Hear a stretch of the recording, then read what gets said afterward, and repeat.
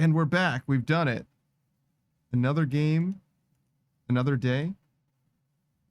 No, I don't want that. I do want to look east, though. I know I messed it up, but I wanted to angle it downwards as well. There we go. Patricia Scamo says, Panda, how you doing? I think I am doing just well. Just fine. Welcome back, Saku. Are you okay? What happened?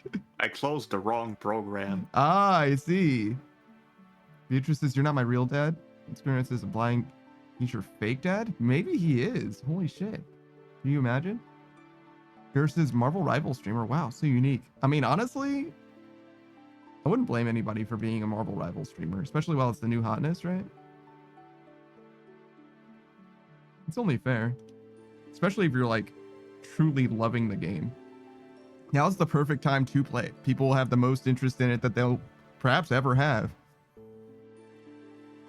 Honestly, they're releasing the Fant Force Stick characters probably at the right time. It's nice to see a game get supported at a time where people are actually playing it instead of, you know, way too goddamn late.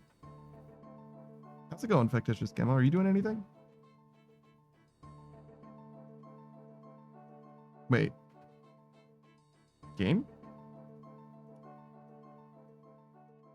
Why is this not working?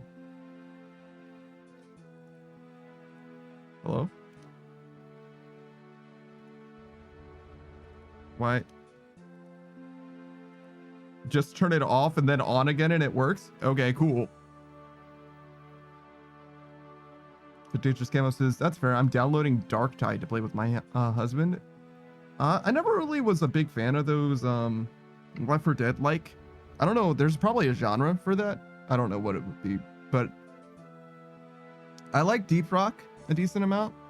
I played a lot of Vermintide 2, but I never really liked it. But I think it was just because I was playing the wrong character. I never played Dark Tide at all. What's up, Saku? So there was updates in RuneScape today. Yeah, I saw the Sonic thing. We got the run energy changes. Okay. Also, Darok no longer max hit at low health. What? Apparently, Darok was always max hitting when he was low health.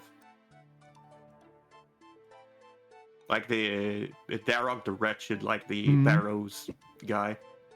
And not when someone was equipping Daroks.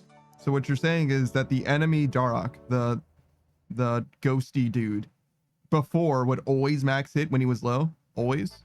That is correct. Damn, that shit's very dangerous then. Fictitious Camo says, I heard they made some updates and it's better than it was. Darktide, sure. You like Deep Rock Galactic a lot. Darktide is hit and miss for me. Darktide was really... It was great on release, but it was missing a lot, and then they didn't do anything for ages and ages. It's one of those games where... I think it was technically early access at the time. I'm not sure. It was one of those games where they really, like, burnt up their goodwill by the time they actually made any changes, if they made any changes at all. It's definitely not something that I can say that they did a good job on, especially with Vermintide 2 being such a slow burn, because it's the same devs, right? Between Vermintide 2 and Darktide, they like very, very slowly and surely were able to actually like make the game feel like a fully flushed out experience. And they were like, oh, you know what we should do? We should release Darktide underbaked the same way and then just slowly flush it out. And the player base was like, that's bullshit. This is bullshit. Can't you just like finish a game before? And they're like, no. Patricia's Camo says it wasn't optimized well either. Yeah, well, that's not surprising. No, name one game that is optimized well, especially on release. No fucking way, dude. Fictitious Camo says, yeah, the same devs. I'm hoping Darktide gets good eventually. It probably will. If their track record is anything to go by, they probably will make it fine over time. But like, I really don't care, to be honest. And a lot of people that I've ever seen play the game are like done with the game by now. I've seen some people go back to it. Bug I've seen play it again, but all of my homies that played that game played it for 100, 200 hours or whatever, and they're just done. They're just never gonna play that game ever again, which is the biggest reason why I hate early access games. Because like, if the game is worth a shit, right, in early access, you're probably gonna play it and be done with it. before it gets out of early access, because early access lasts for fucking years or whatever. At least when there's early access, like Baldur's Gate 3, for example, right? Like when that game was in early access, only the first chapter was available to you. So you really couldn't burn yourself out of the game. You could only just play the first chapter until you were sick of it, which is definitely a problem. I mean, that's what I've done in Divinity 2 Original Sin, right? I played the what is it? Port Royal or whatever, the ship and the first map after that, like maybe a dozen times, and I played the end of the game exactly once. It's an excellent game, by the way. I actually kind of like Divinity 2 better than Baldur's Gate 3, net. Mostly because of the elemental system. It feels like it is a lot more creativity and a lot less, like you get more things, you get more newer things faster. Whereas D&D, I mean, it's true to the D&D experience, to be fair, where it's like when you level up in D&D, it doesn't guarantee that things are going to be substantially different for you. It kind of depends on which level you got, right? And what class you're playing and stuff like that, which feels not nearly as good. And also the magic stuff that you get, the magical equipment that you get, just isn't nearly as like, it doesn't capture my attention in the same way than the prior, well, Original Sin 2 did, at least, which is also by the same dev. Thank you for the hydrate, Beatrice. Right, there was another big change. Mm-hmm. You can't mega scale raids for someone anymore. Oh, good. Fuck Cox. Yeah. Good. That's a great change. Fictitious Camo says, it didn't used to last forever. Early access? You don't think so? But the length of time for the early access has increased dramatically in recent years. Like even 5 to 6 years ago, early access was legit betas. I mean, that might be true. I don't know. I think early access is a relatively new thing for the gaming space. Not that new. Probably started at around 2015 or something. But early access has always had a bad reputation from my perspective. I'm going to be honest. I don't think 5 to 6 years is far enough back. I would say 10 years ago, it was probably just about as bad. Yeah, I would say so, but I'm not sure. And I don't have any stats to back it up. But my feeling on early access has mostly reduced over time from me having experienced more early access games rather than the state of early access being very different, to be honest. But it could be. It could be. I mean, regardless, I definitely don't like the way that it is now, and I wish it would be better soon. That being said, though, I play Valheim, I play Project Zomboid, I play a few other early access games, Abiotic Factor. Not because I want to. By the way, if we're like not doing so hot with regards to like, we're like dead ass breaking even right now. We're like making 1 gold coin. Yeah, 9,500. The Judge's Camo says, I mean that I started to notice that many more games were in early access for more than just a year, about 6 years ago. And I've begun to notice games that never got out of early access. Oh, well, games have always been trapped in early access. It's just that 10 years ago, right? If early access started in 2015, I don't think it did, but let's say that it did, right? Then if it started in 2015, then the first games in early access obviously were never in early access for very long. They have to be in early access for 5 years before you even notice it, right? So only now would there be games that are in early access for 10 years straight. Fictitious Camo says, I love Project Valheim and Project Zomboid and Valheim. I think it depends on the type of game. It doesn't have anything to do with the type of the game. It has everything to do with how well flushed out the game is, in my opinion. It just so happens that Project Zomboid and Valheim are worth playing right now and are good games to play. And also, they are the type of game that benefits from playing cyclically, so you don't have to play through one persistent save, or whatever. And a lot of survival games are like that, to be fair, right? Where you'll play through them multiple times rather than just starting it once and being done. But if you start through a game like Valheim, for example, if you're like, I'm going to play through Valheim one time and be done with it, then now's a terrible time to play it. It's just that those games at least lend themselves to that kind of iterative playthrough, right? Which is at least something. That being said, though, despite the fact that I like Project Zomboid, it is one of the worst. It is one of the worst offenders by far. That game is missing so much.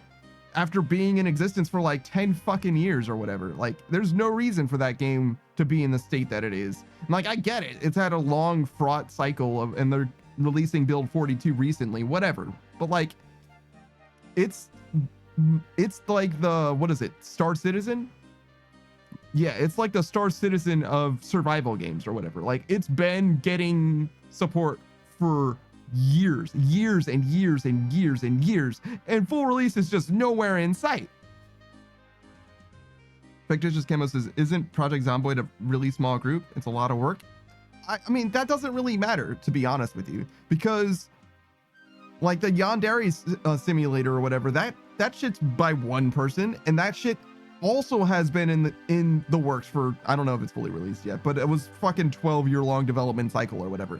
Like, if you can't make the game in a reasonable amount of time, then the scope of your game is the problem, not Also, his coding was fucking atrocious as a coder. Yeah, well, I mean, you can code a game poorly and make a good game. Undertale's a great example of that, right? It has everything to do with how the game actually pans out rather than how well it's truly programmed. You know, you can have bad code that works well enough, if that makes sense. But I hear you. And part of the problem for at least that game is just that, you know, his ability. But that's kind of what I'm saying, is like, I understand if your team is small, but there's a million small teams out there, right, that are able to like not go fucking radio silent for years at a time effectively. Like Project Zomboid's up until build 42, which they've been talking about releasing very soon for the last like 4 or 5 years straight or whatever, right, only just now has shown any signs of life. Like, it's sad to look at. Fictitious Camo says, I thought Project Zomboid was just a pet project for their creator. Well, okay, why are they selling their pet project for money then? Have it be free. Have it be free. If that's really how it is, you know what I'm saying? Like, oh yeah, no, if it's just a pet project, have it be free. Until it fully releases, have it be free. Why not? Is there a good reason? There isn't, in my opinion. There just simply isn't. Fictitious Camo says, I'm not upset because I feel like I equate it to a jazzed up mod. I could see how a pet project could take that much time. Sure. It could take as much time as you want it to take.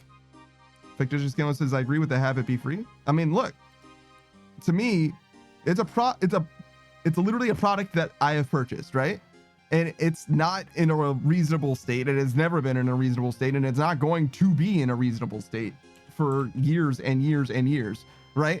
Like, No Man's Sky, right, released, right? And that game also is a small team, right?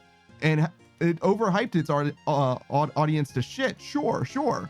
But it's in a good spot now, right?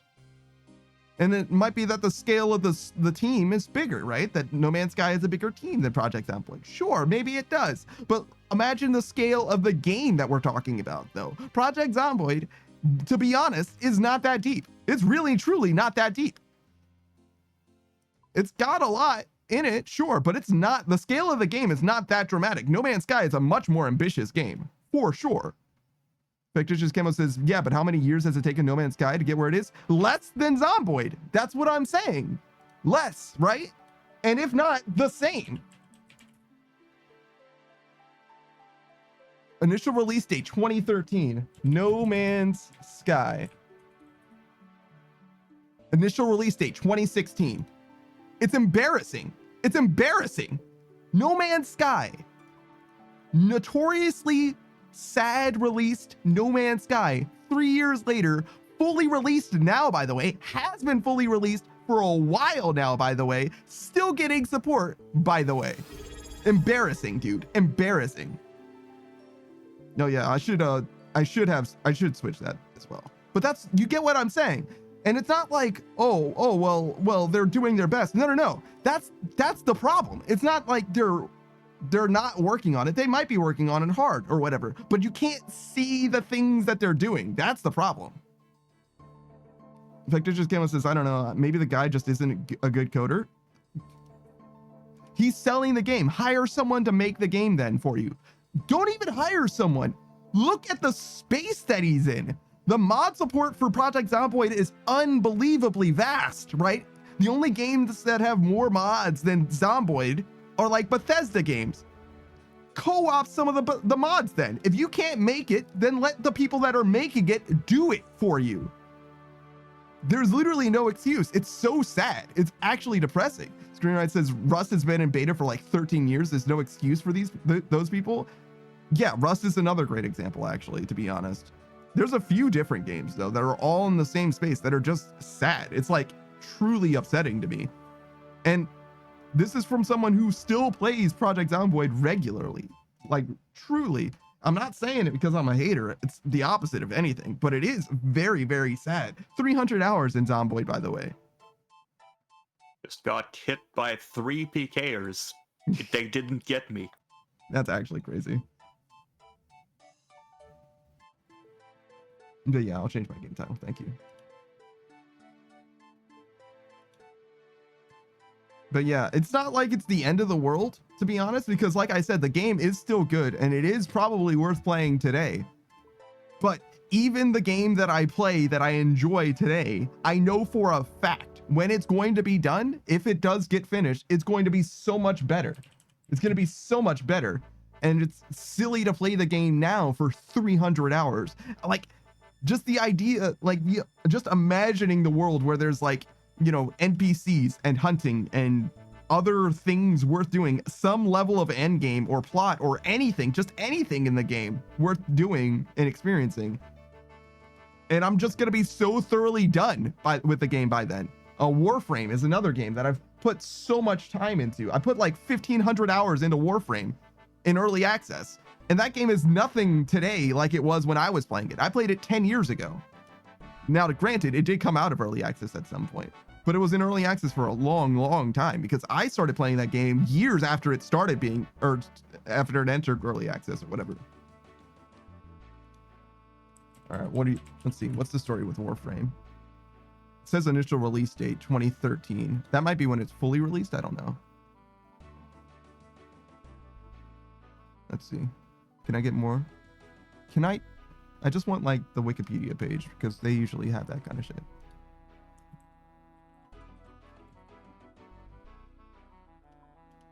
There's no way I was playing it the first year that it dropped. No, it seems that way. Let's see. March of 2013.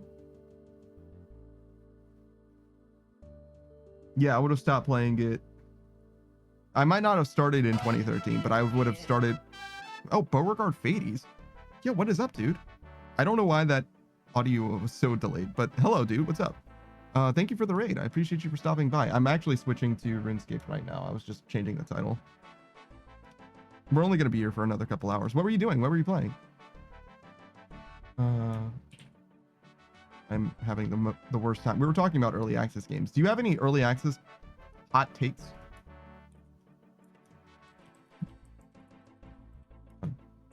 Let me do the title properly. Let me do the shout out and all that. I can actually do shout outs as well if you guys want some shout outs, because I do appreciate you guys for stopping by. I just don't really like doing shout outs when there's people around, and I don't know how to explain it in words. It's just harder to do. I mean, Marvel's was it requires focus. Yeah, I can do one like in between. Maybe that's the answer though. If I'm ever doing Rivals again, I can do one in between games. Because the only thing that makes it so that we're playing the games nonstop like we were is me pressing play again, right?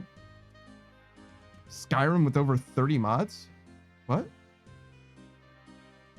What mods though? Like the mods that you're using matter hugely. Who is Tootle? What is a Tootle raid? What does that mean? Also, why do you have so many sock emotes? Are those from different people? Oh, it looks like they're mostly from the same person. That's nice. Bunch of weapon mods, quality of life, some beam mods. Okay. So all kinds of different stuff. Beatrice says Panda loves feet, so that's perfect. That's literally just not true. I don't know where she got that idea from. I think she's just projecting it on me for some reason. Pingo Muffin says, I was gifted a sub to this channel and he has 18 Saki modes for some reason. Beauregard Fady says, Project Pew, where every arrow goes pew when it fires. That's pretty good. That's pretty good. So what was your goal? Are you just playing Skyrim with mods and that's just it? Or are you like trying to accomplish anything in particular? Like, are you doing like a particular playthrough or style? Are you a stealth archer like everyone else is all the time? Beauregard Fades, that's the Salaryman VTuber. He plays a variety of different games. I've seen him play all kinds of different stuff. I thought he was playing Fire Emblem Warriors recently. I saw him play Fire Emblem Three Houses for the first time a little bit, but I wanted to experience that game myself when the time comes, which is probably so far away. Yeah, Fire Emblem Warriors for sure. Skyrim, of course. I'm looking at what else. Final Fantasy 14, of course. I actually don't know that much about your Final Fantasy 14 experience. I've seen you play with Slight Sasquatch and Slippy Dipper though, many times. What do you think of Final Fantasy 14? Where are you on that game? Beauregard Fady says, no archery, no magic, stealth plus two-handed and heavy armor. Interesting. Beauregard Fady says, I become such a sweaty tryhard in Warriors games. That's interesting. There's a lot of content in those games. If you like the Dynasty Warriors, you know, Samurai Warriors, etc. Like not franchise, but like they're all made by like the same devs too, but you get what I'm saying. That genre of gaming or whatever, there's many to enjoy. And like each one of those games has like 300 hours of content. Most recent I played was One Piece Pirate Warriors 3, I think. The one that ended in Dressrosa. I was trying to, I don't know. I wanted to experience the One Piece story and I wasn't sure if I wanted to read the manga. So I played through the game and that took, 20 or 30 hours to like beat just like the regular story or whatever. And then decided, yeah, I'm going to read the manga fully. And I did. And now I'm caught up. Shout out to One Piece. Beauregard Fady says, but I've been playing 14 since during 1.0 beta in 2009. So I have complex feelings on the game to say the least. Yeah, no, that's another game that like, it's rough. It's in a great spot now, but that's just, from the outside looking in. I haven't played Endwalker. I haven't played Dawn Trails at all yet. I plan on doing it someday, but not anytime soon. Too much stuff going on. After RuneScape, maybe. Rosie says, One Piece mention? Oh my God, but I'm not done with Dressrosa. I love One Piece very dearly. It's definitely, maybe not my number one, but it's definitely top 3 for me. For sure, no doubt. I mean, after you put, the time in to catch up to 1,000 chapters of a manga, it will probably be among your favorite, to be fair. Beauregard Fady says, the MSQ is good content on stream. You get lots of emotional vampires wanting to see you react to the story. I've already played through well, not the whole game, but most of them. Just the last 2 expansions. I think I will start the game over, though, if I ever play it. Just because I didn't really pay attention to A Realm Reborn at all. For obvious reasons, but by the time I was skipping all of the text in A Realm Reborn, but by the time I got to Heaven's Ward, I had stopped skipping and I don't know why, and I got deeply emotionally invested by the end of Heaven's Ward, obviously. And then the more I've played those games, the more I've enjoyed the story as well. I definitely changed it to Zomboid instead of RuneScape, which is funny. We were just talking about Zomboid. That's so funny. Whoops. Haha. Whoops. Thank you. Sorry. All done. Yeah, I'm a one-track mind kind of guy. Spicy Noir Chicken says, Project Zomboid looking a bit different. Actually, no, it looks mostly the same, to be honest. Like, this is not terribly dissimilar from Project Zomboid. It's pretty similar, to be real with you. Pretty similar. It's just less isometric, but other than that, it's like pretty similar. Beauregard Fady says, trust me, people will want to see you do Endwalker. Sure. Rosie says, don't listen to Bo, the side quests are where the fun's at. I do love me some Manderville Men. I actually don't know of any other side quests in that game, basically of any consequence. I know there's one for Gilgamesh with like a chicken. But other than that, Manderville Men is the only one that comes to mind. Zomboid is OSRS dark mode. In some ways, the grind is definitely pretty real in Zomboid. It's not as bad as this is, obviously, but that's because it's a roguelike or whatever. Pink of Muffin says Gilgamesh is the Manderville side quest. Is he? I know that you encounter him during it. But okay, fair enough. Well, I mean, I kind of said I don't really know side quests, and then I proved to you that I don't really know the side quests. Bo says, gotta lurk for a while. Dog is demanding attention. You're good. Don't even worry about it. I appreciate you for stopping by and raiding in. But so yeah, he's a Beauregard Fades. If you don't know him, he's a man of many interests, very vast interest in gaming actually. So Final Fantasy 14 we mentioned, Fire Emblem we mentioned. I didn't mention Dragon Ball. Big fan of Dragon Ball. He was extremely excited for the new Dragon Ball release, Sparking Zero or whatever. Was literally there for like the midnight release or whatever. It was a fantastic time for sure. Pink Muffin says, how dare you not know absolutely everything of a game you've hardly played? I played a decent amount of Final Fantasy 14. I played, let's see, probably a few hundred hours. Not like an amazing amount of time or anything. People, for an MMO, you know what I mean? Like a lot more people have played a lot more than I have. It says 113 hours on Steam. There's no way that's even close to correct. Because I played all the way through to Endgame in Heaven's Ward when I first started playing. Heaven's Ward was already out. So I did that, and I did some Savage. I did some Savage content, but I only did Duty Finder Savage content, which was not the way that you're really supposed to do that. So I probably played, I don't know, definitely a few dozen hours. Definitely a few dozen. I don't actually know how much time. Maybe there's a way for me to know, like what my in-game time, because it's almost all on the same character. Or it's actually literally all on the same character. I don't think I ever made a second one. But yeah, no, I definitely recommend Final Fantasy 14, and it's free through like Stormblood or whatever, right? So you can play through about as much as I have played for free. Rosie says, I'm still at post A Realm Reborn. My computer hates running the game. Yeah, when you don't have a computer that can run stuff, it really does suck. But it's nice that it's free to play for now, though, for you at least. Because there's a lot of good content to be had perfectly for free on that game, which is such a cool model. Cool business model. As they release more expansions, you get more free-to-play content. In this game, by comparison, the amount of free-to-play content that you have is basically stagnant and has been, which is fine. There's a lot of free-to-play content, honestly, to be had.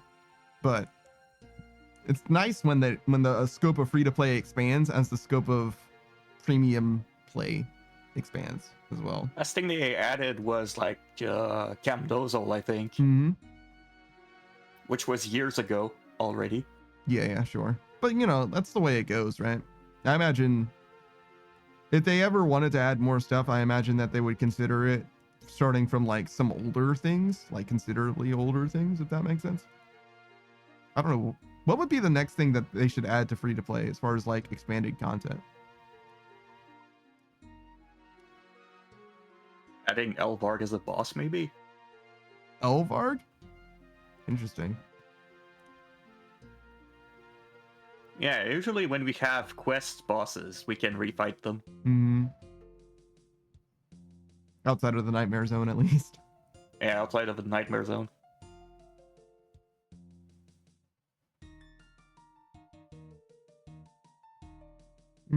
That's an interesting answer. I wasn't expecting something like that. I was thinking more like, even like a Scurious. Something that, like, you can do in members that you can't do in free-to-play is what I was thinking of, rather than introducing brand new content for both.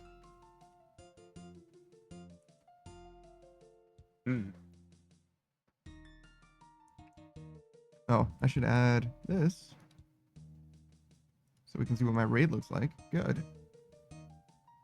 Gur says, but we took Elvarg's head. I don't know how much that matters, because the Phantom Muspa is not actual Muspa. And we stabbed Duke Succulus to death. And yet... Actually, no, I can't say stab because he has tons of stab defense. Yeah, it would be slash him to death. Sliced. Yeah. Gur says maybe Mecha Elvarg. There's some things in this game that are, like, weirdly anachronistic like that, like clockwork technology or whatever.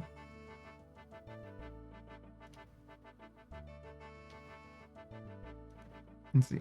Am I missing anything as far as redeems go or whatever? Nope. Good. Okay. So yeah, we could do some shout outs then. Why not? So we talked about Tsuyu a little bit. If you don't remember, Tsuyu rated in earlier. She mostly plays RuneScape, to my knowledge, and she certainly was doing RuneScape today. Recipe for Disaster, which is huge. Barrow's gloves. Let's see, did I miss anything else that she does? I know she does a wide variety of stuff. I've seen her play a bunch of different things, but RuneScape's the only thing she has recently. That's fine. Versus, I mean, we have fought a headless beast before. Yeah, that one was kind of like a weird throwaway, to be honest. I don't know how I feel about that as like anything approaching a litmus test for like regular things in the game, if that makes sense. Like, I wouldn't want to fight. I don't know. I don't even like Elvarg that much as far as like boss fights go. For free to play, it's like pretty hype, I guess, because it's at least a real fight, unlike Delrith or the Count Trainer or whatever, right? But that being said, it doesn't really like have mechanics. Even Obor and Riofita are more interesting. So I would much rather a Scurious than. The proper way of fighting Delrith is to get ancient magics first, so that you can ice barrage him to death. Yeah. Yours says, what is regular in this game besides getting people drunk? Like, I guess I understand what you mean. Like, as far as like progression goes, especially in quests, like that is kind of like a large part of the mechanisms of the game. Like the way that I mean, it's also like supposed to be a fantasy world, right? Like buying someone a beer seems like a reasonable way to ingratiate them to you. I don't know. It seems fine, I guess, from that perspective. I don't know. There's nothing weird about them arbitrarily deciding that Elvarg is going to be headless, to be honest. It's not like beyond the pale or anything like that. But as far as like new content, I like that Cam Dozel feels, it's not like an amazing area, but it feels like it's got a bunch of different things that you can kind of do. So I'd like another area like that, to be honest. Or that feels like there's a bunch of different like avenues that you can pursue. You can get prayer XP if not very slow. Mm-hmm. Yeah, I was kind of thinking like the Moon's Apparel is a great example of what it is that I'm looking for, but that's like way too much, I think. That would not appear in free-to-play. Yeah, I don't think so either. You know, we're getting another piece of content with the giants. Maybe that could have been a free-to-play. A new piece of giant Yeah, we're content? getting the fire and ice giant boss at some point. Oh, yeah. You mentioned that before. I remember that actually now. I forgot that ice giants were even a thing. They're in like exactly one place in that they're like literally comprised of ice. Oh, right. Fire giants are members.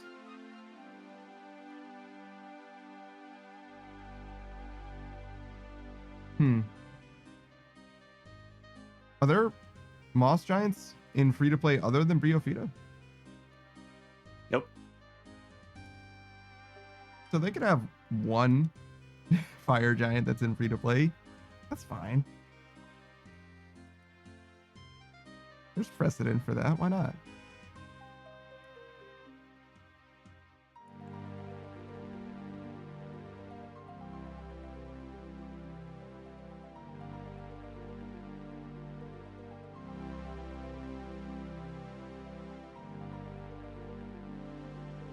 Just looking at my skills real quick. All right. Let's talk about you for a second, Saku, since you're still here. What? Who's that? Who's Saku Kenpaku? Hold on. Saku Kenpaku. I'll answer that question, but only after we actually probably shout him out. Saku Kenpaku, that's a Soul Mage VTuber. If you don't know him, how? He's literally been here for like a few hours at this point. He's a variety streamer. He plays a bunch of different games. Last Sunday, he's played Pokemon for the very first time, Scarlet and Violet. He's doing a mono water type run with his good friend Kitsune. He's got a couple shiny Poliwags. Is that correct? Yeah, Poliwags. He's gonna make a Poliwrath and a Politoad out of them. Come down the pipeline. Look forward to that. For now, though, he's playing through the game. Basically a traditional playthrough other than the mono water type thing, except he's going to be encountering his good friend Kitsune in rival battles regularly. They've already done one. Kitsune is a mono normal type, so at least they don't have like effectiveness against one another for the most part, at least. Secondary types exist, but you know how it is. Other than Pokemon, he's got a bunch of other games going on. I believe you're still playing Elden Ring, got the DLC going. You got a heavily modded version of Minecraft going. It's all the mods, the mod pack, if you will. It's like pretty close, I think, actually, to finishing that. The all the mods mod pack basically adds like a long-term like quest line progression system. Basically, imagine starting in survival and ending up in creative. And he's most of the way there. There's just a few things left for him to do, I believe. Just an entire DLC that I took a break from. Yeah, kinda, right? Then for RuneScape, he's already got his Dragon Cup in Leagues, so no more Leagues content probably, but he's got his Iron that he's progressing on. Right now he's getting a Blip Blop scroll versus some wilderness zombie pirates. But he's got a bunch of different things that he could still farm out. Dragon Warhammer's top of the list. He could use the Rancor, mostly God Wars Dungeon and Ultra Rares is like the center of his interests, if you will, for like true like significant progress. He also doesn't have Bofa though, so he could go into Gauntlet at some point. Who knows? I actually played a Risk of Rain 2 for the first time yesterday. Oh, really? What did you think of it? Was very fun. Mm-hmm. I'll certainly play it again. Mm-hmm. Savage likes the first one a lot, and actually the first one just recently got the characters. Re-release. Yeah, the characters in the second game were re-released in the first one. Yeah. Oh. It's something like that. He likes the first one so much that he doesn't have an interest in playing the second one. That's kind of like where he's at. He also doesn't like 3D games. He'd prefer 2D, I guess, generally. But I've only ever played the second one. I enjoyed it tremendously. I think it's a great game. I don't have a lot of experience with it though. I've only played it for like 10 or 15 hours or something like that. And there's just a lot. It's already more than I have. Well, yeah, but I played it for a few days as opposed to just the one, right? Let's see. Where are we at? I got to stage 6 in one of my first few runs. But then I got overwhelmed at the start. Yeah, I'm at 12 hours. I last played in 2021 also. Yeah, I don't know. Oh, God. I think I beat the last boss. But there's like a bunch of stuff, like bonus content-y kind of things. Like any like roguelike or whatever, you know, there's like the true end type variant type things. You know what I mean? Like there's all kind of progression stuff. I don't know anything about it other than that it exists. I didn't even know it existed until I saw someone doing it actually on stream before. Hades, you have to do multiple runs to get to the true ending. Like you the first time you get to the end of the game, it's like it's incomplete. There's some more things to do. Yes, definitely. I don't think there's like in the same way, like Hades doesn't have like a post end game extra level or sequence or whatever. No. Which Risk of Rain I think does. I think there's like a lot of like you finish the game in Risk of Rain and then you're Risk of Rain 2 and you unlock the second half of the game or something like that. I think it's closer. But I'm not sure. Like I said, I've never done it myself. Basically brand new. On the scope of a game like that, I'm basically brand new to the game myself. I do love Hades very much though, and I'm looking forward to Hades 2 fully releasing, by the way, not early access, because we covered that. We've been over that one.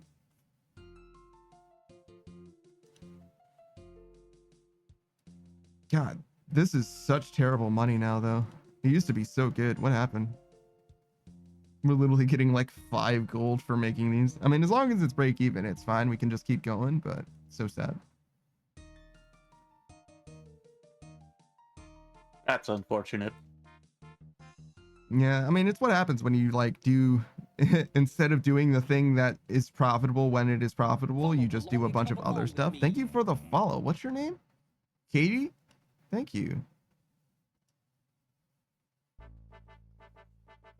Okay, let me see. I wanted to do more shout outs, so let's do that. We'll start with Miss Suck. I know she was here earlier. She's not playing RuneScape right now. She was playing Pokemon Infinite Fusions, actually, but she is doing a partner push as well. Basically, it's just streaming for longer if enough people happen to be around. So look, well, I think it's actually kind of the opposite. I think she's streaming for a normal length if people happen to be around. But anyways, she's like, you know, trying to get settled into the new year and avoiding burnout, if you will. That vacation hit diff, you know how it is. You take a little bit of time off and suddenly you're like, damn, I have to work again. But she's a potato succubus VTuber. She plays all kinds of different things. I mentioned Pokemon, but she's also been playing Skyrim long-term, RuneScape for certain, though I don't think she's going to be doing leagues anymore. Maybe, but maybe not. For RuneScape, she's a pet hunter, and in Pokemon, she's actually a shiny hunter, but she's playing through the game normally for now. Infinite Fusions, that is, just normally. And then one other game that I know that she has played, I don't know if she's going to continue playing it, is TCG Card Shop Simulator. That's that everybody played it. Everyone and their mother played it for a while. And she was having a good time with it. Which, honestly, it seems like a good game. That's another early access game that I actually don't seem to have that much of a problem with, because despite it being in early access, they seem like they're making good progress very consistently. And that's kind of what it boils down to, really. If it seems like you're constantly rolling out stuff for the game, I have a lot less issue with you being in early access. And man, does Zomboid feel terrible. I want to see, is there like a Zomboid history of releases? I would love like a version history, sure. I would love like a proper timeline. Oh my god, dude. We've been in build 41 of Zomboid. Up until, I mean, we're still in build 41, actually, to be honest. But it's build 41 started in October of 2019. So it's been 6 years and counting that you've been in build 41 specifically of Zomboid. Which means that basically no substantial changes. Bruh. All right, it's time for a round of keys. In 6 years, and the amount of time that Fictitious Camo was saying that early access games have gotten worse, Zomboid has literally been the same game. Dude, so sad. Enjoy your keys though. Good luck. Good luck on the blue pop. Let's see. There's a bunch of other people that we could talk about. Let's go with, I'm trying to remember like reverse order, but there's just no hope really. Obviously Fictitious Camo. Another fellow streamer. She's much less harsh on early access games than I am, particularly Zomboid, but she's another avid fan of Zomboid. And I want to say that I am a fan of Zomboid, to be honest. I just wish it felt like they were doing more, to be honest, because it seemed like they were like borderline dead for, I mean, 6 years, apparently. Good lord.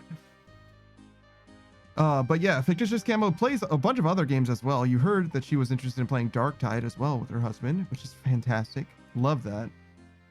Wish it were me, to be honest. Oh yeah, Monster Hunter World. I think I saw her doing that as well. Baldur's Gate 3, fantastic. I haven't ever played RimWorld, but I know that people love that game. Oh man, I missed the Outer Wilds content. I'm so sad about that. Outer Wilds is so important to me. It's such an important game, like, in my life. It's got to be top 3, and it's not close. Rosie says Baldur's Gate 3 looks so fun. It certainly is. It certainly is. It's a little bit expensive right now, so if you can get away with it, an alternative game that's cheaper, that's similar, but definitely not the same as Divinity Original Sin 2. It's Divinity Original Sin 2, Divinity 2 Original Sin. I don't know where the Original Sin goes in the title, but anyways,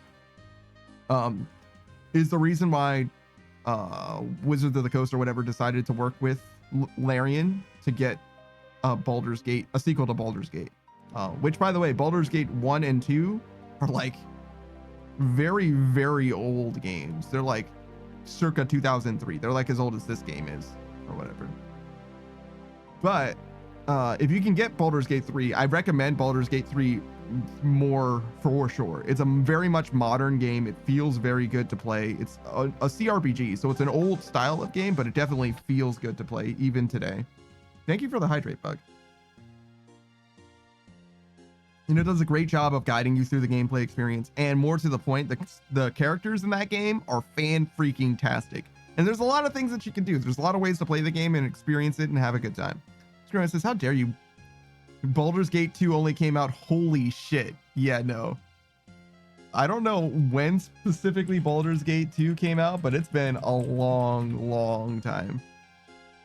Yeah, the year 2000. Baldur's Gate 2 is older than RuneScape, actually. Bug says, how was Rivals? It was pretty good. We had a good time.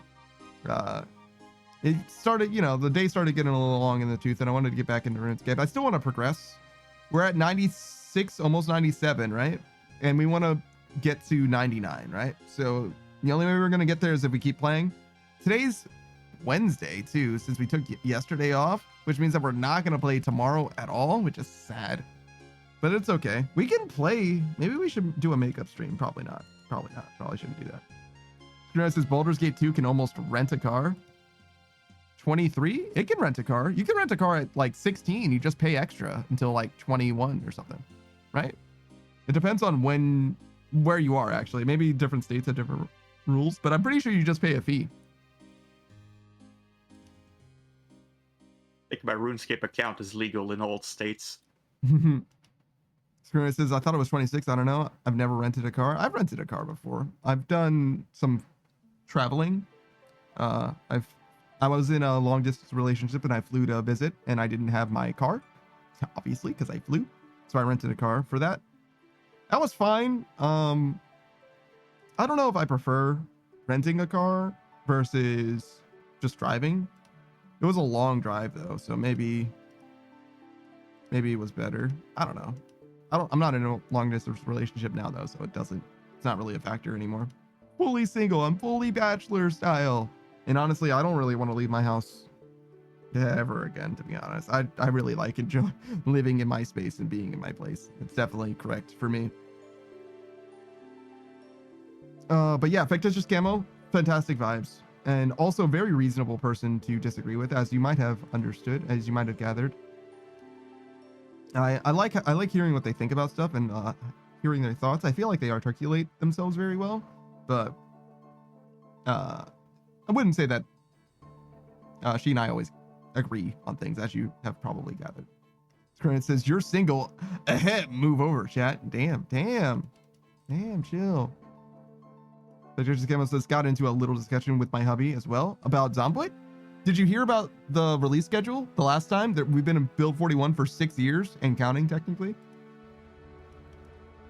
Which means that as long as I've ever played Zomboid, it has been specifically build 41. Different versions of build 41, but build 41. I literally didn't know the game before then. I mean, I only started playing it probably in 2021 is probably correct. Probably about there. But there's came says about early access, LOL, and yeah, I did hear that. Yeah, so that's why I'm like, I don't know, man. Zomboid in particular, it's like, damn guys, do something. And they are. To be fair, they have. Build 42, it's there, right? They're just not done with it yet. But that's like fine. Basically, what I want is something obvious once a year. That's kind of what I want. Screen says, how do you feel about Tarkov selling different editions of an unfinished game? Does that strike your fancy? I want to smack those devs in the mouth for trying to pull some of the shit that they've tried to pull. How dare they? How dare they?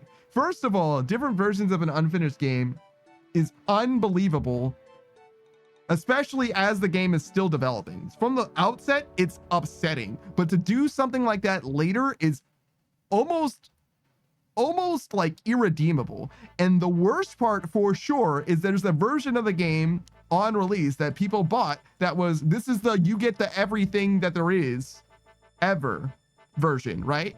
And they were like, okay, we're gonna releasing a new version, and by the way, it doesn't count as the everything you have version because it's separate, it's technically different. And I'm like, fuck completely off. No fucking way. I've never played Tarkov. I have no horse in that race, but the optics by themselves, absolutely not. I fucking hate that shit.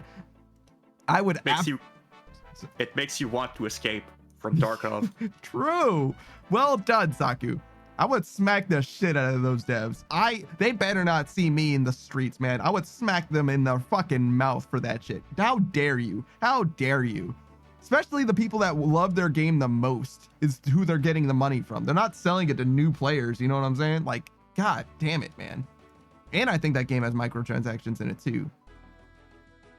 Screen Guy says, this is a DLC, it's an expansion, get fucked. An expansion on an unreleased game. Can you fucking imagine? The nerve, the fucking nerve. Victor just came up says, Lamau Saku got jokes. Yeah, no, he really does. He really truly does. You gotta always pay attention to what Saku says because he's always got a punchline. But god damn it, man. I'm punching the air thinking about that. And it doesn't even affect me.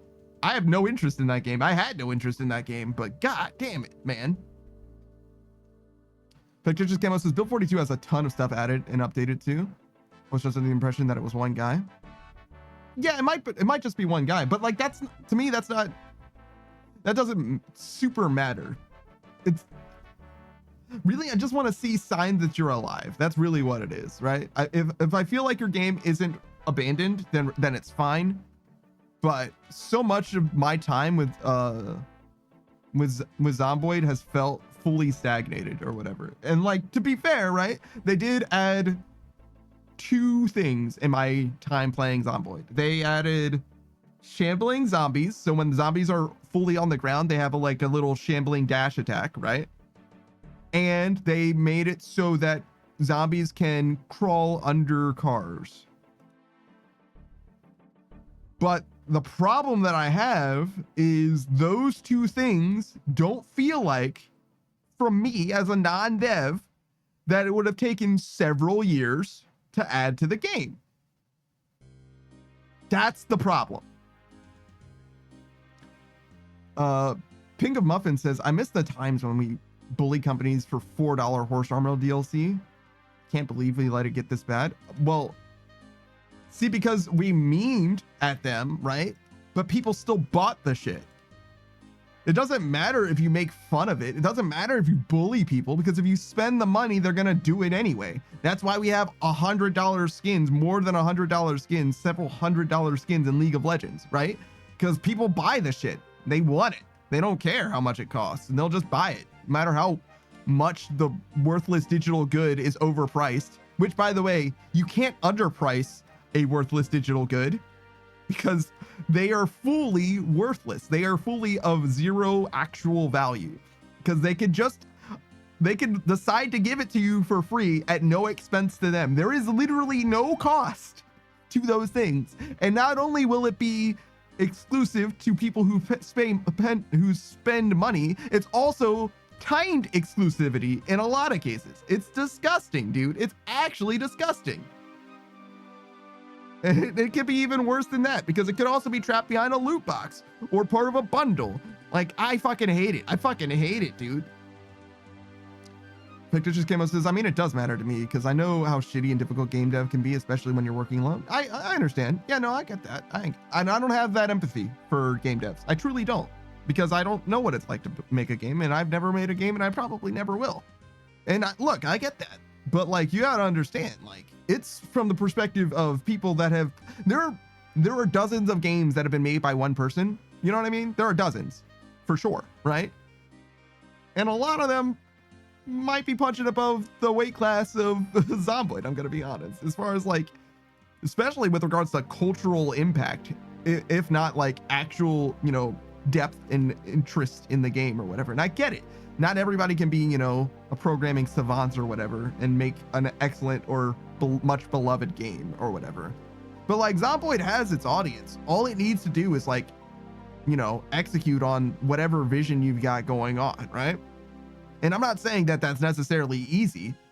Really, what I truly want is to know that the devs are actually doing stuff. That's really all it boils down to. And I get it if you're struggling, but, and I'm not saying that I need, you know, a dossier once a week about, you know, give me pictures of Spider-Man. You know what I mean? Like, it doesn't need to be all that, right? but I do feel like it should be like more transparent to me, I guess. And don't tell me that their Twitter has stuff, because that doesn't fucking count. Just post your fucking updates on Steam, bro. Like, just post your updates. You have a Steam page, use it. Yeah. Let's see, Zomboid. Store page, and then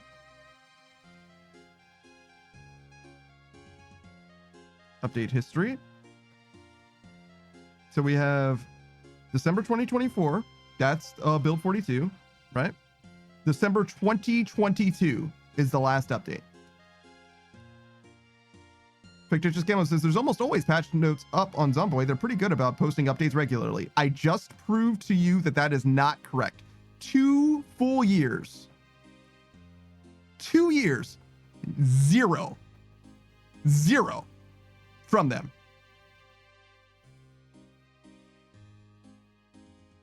You're looking at the wrong page? I'm not. I'm looking at it right now. I'm literally looking at it right now. What do you mean I'm looking at the wrong? Like that? This is their shit. There are updates in 2024 before December. That's untrue.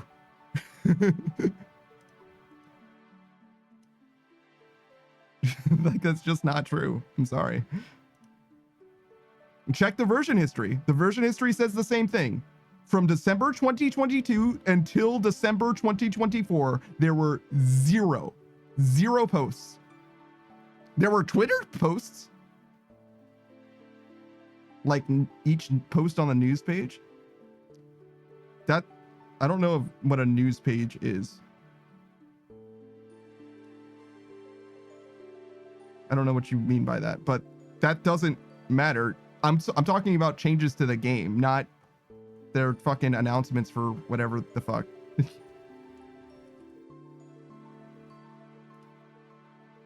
And also, I don't even know what you mean by that.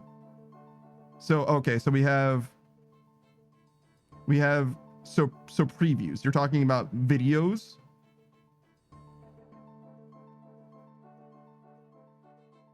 That's cool. Yeah, no. That doesn't count. I have seen these before. Yeah, sure.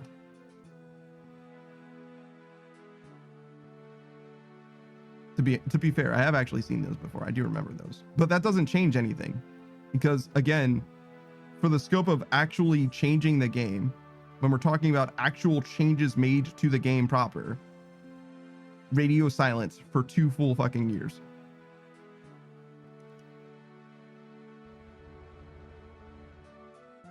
And it's not like, oh, hey, that it's unreasonable to expect them to do more than that. Because before December, November, October, September, August, July, May, March, February, December.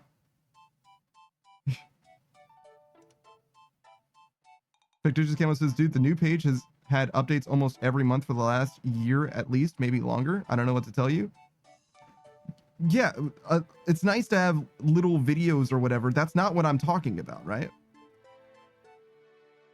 I'm talking about actual changes to the game. Because as far as substantial updates to the game, I told you the actual difference that I've seen from the devs in the 4 years that I played the game, maybe more, is shambling zombies and crawling under cars. Literally the only 2 changes that I'm even aware of. And that's not for me wanting knowing. Like, I don't know what to say. Like, that's not remarkable in any way. Fictitious Camo says those updates are explaining the changes that they've been working on. A lot of it is bug fixes, but there are updates every month or so from the devs. Hold on. Version history for Zomboid. Every month or so. No, we've been on exactly the same build. 41.78.16 since December 12th, 2022. So not updates, but like them giving you an update. Screen says, are these bug fixes in the room with us now? No, they truly aren't though.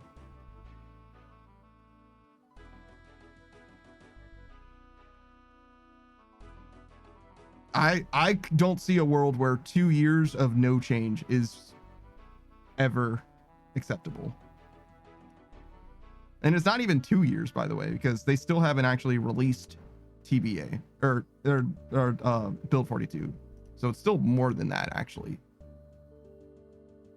Fictitious Camo says the build has been getting updates. The news posts tell you what's been fixed. I don't know. They've been doing a lot of work. So you're telling me that the wiki is out of date? Sure.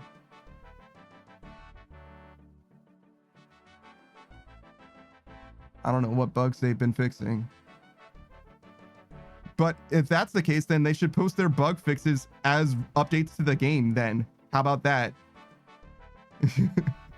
Because it's an update to the game, is it not? Is that unreasonable? Don't act like I'm being an asshole. They're the ones changing their game and not saying that shit's changing. They've been doing a lot of work. That's fucking copium 100%. No way.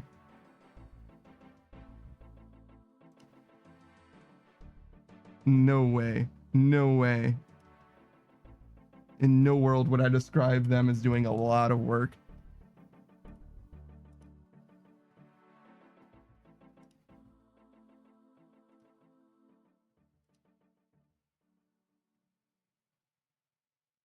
God, I hate how hard it is to get to the news page as well.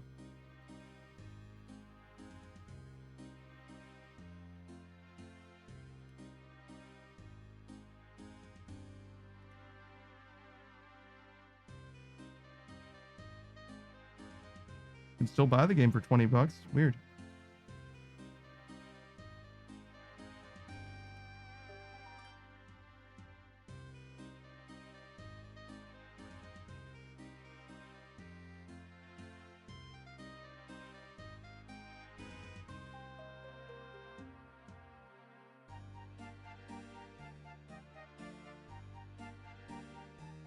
Sorry, I'm looking to see what they've actually changed in the game. A lot of it is obviously their build 42 stuff, which is fair.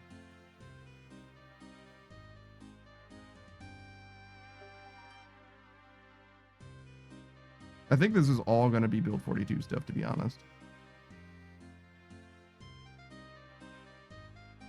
Yeah.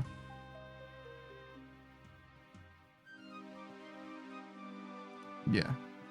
Sorry, I just went through the last like 4 months of updates and it's almost all that stuff, which isn't terribly surprising because it's on the build up to build 42. So that's not actually making a change to the game. That's what I'm saying though.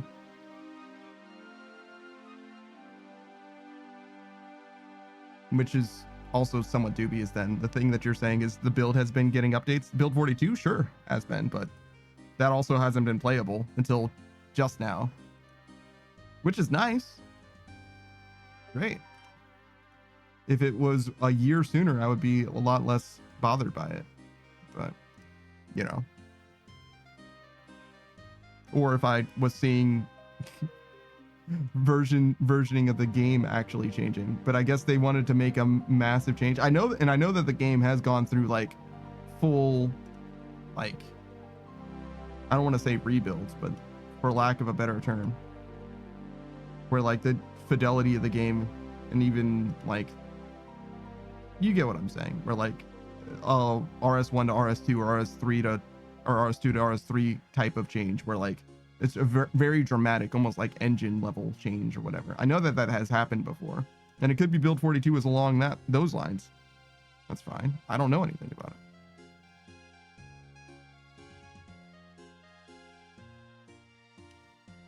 But yeah, definitely I wish that there were a lot more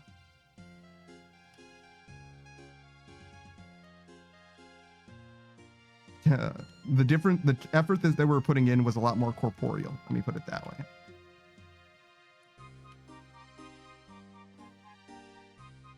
Because I get there's all kinds of indie devs.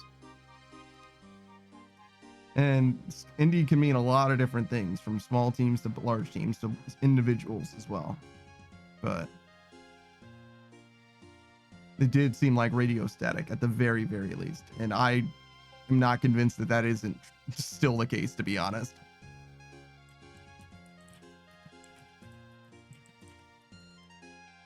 Fictitious Camo says if you pull up Project Zomboid in your library, there's a news notification.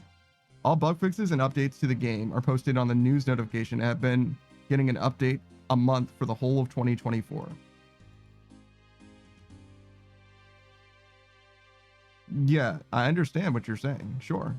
That's not news to me. We've established that. And I'm not going to repeat myself at you because you've already heard me say what I've said. So instead, we're going to talk about Smug Little Bug. Smug Little Bug, that's a friend of the channel. He's a variety streamer, streams every single day, has done so for a little bit over a year now, actually. He's probably going to be streaming later today with any luck. Let's see. He's definitely played all kinds of different games. He's actually played Marvel Rivals himself. He taught me everything I know about Hulk by proxy. I just watched him, and then I did it. I learned it from watching you. And in fact, other people have similarly learned from watching him as well. He actually is also a fan of those Left 4 Dead-like games. I've seen him play a decent amount of Vermintide and also Dark Tides as well. He plays it with a friend of his. I don't know what their name is. But he's been playing Hitman as well and Monster Hunter Rise. I'm definitely 100% cheating.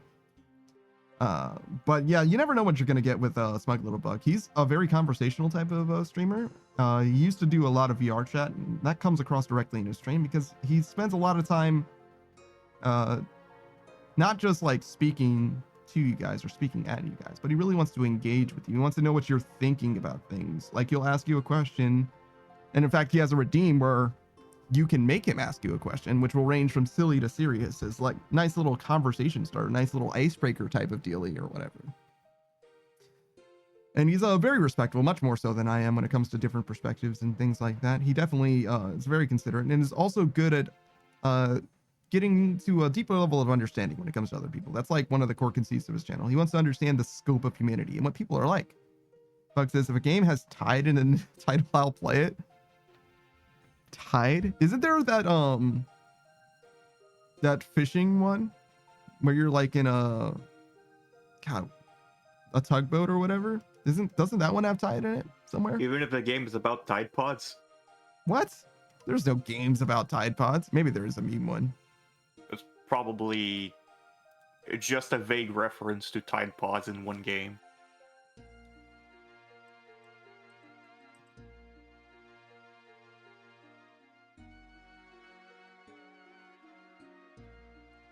Trying to think. What was the name of that game?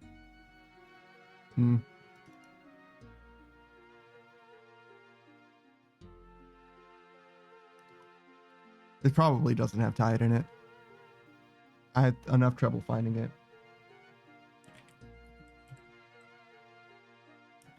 A fishing game? Sort of. If it's the one I think it is, it does not have Tide in it. Dredge. Yeah. I got there. It took me a while, but I did get there. Thank you, internet. Thank you, Saku.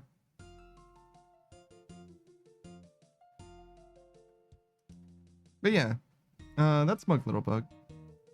He's always a good time. I watch his stream a lot, to be honest.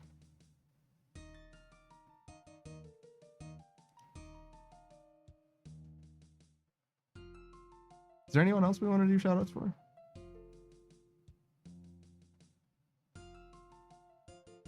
I know Unknown Queen was here for a second. Perhaps we're guests that were here earlier. I'm sorry? Oh, Beatrice? Yes, Beatrix. of course.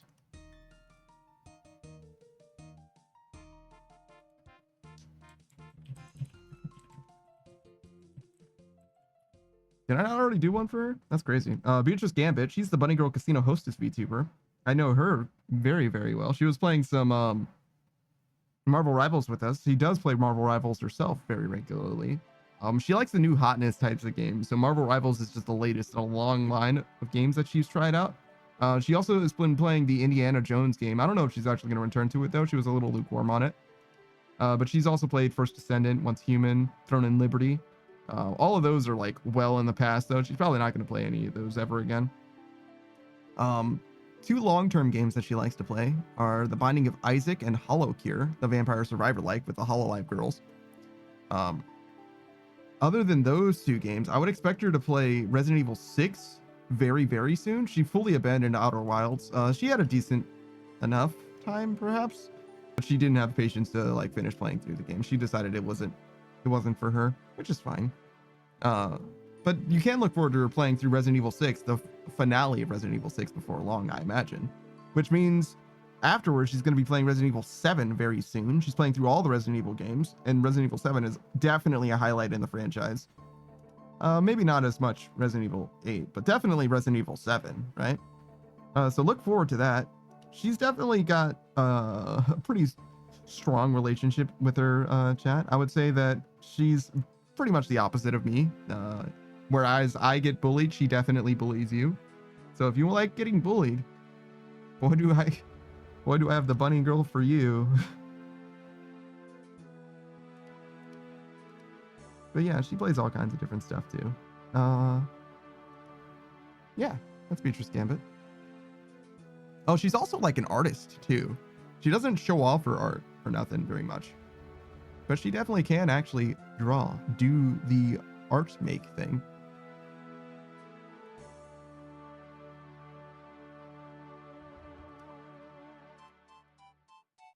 No, I should turn the music. There we go.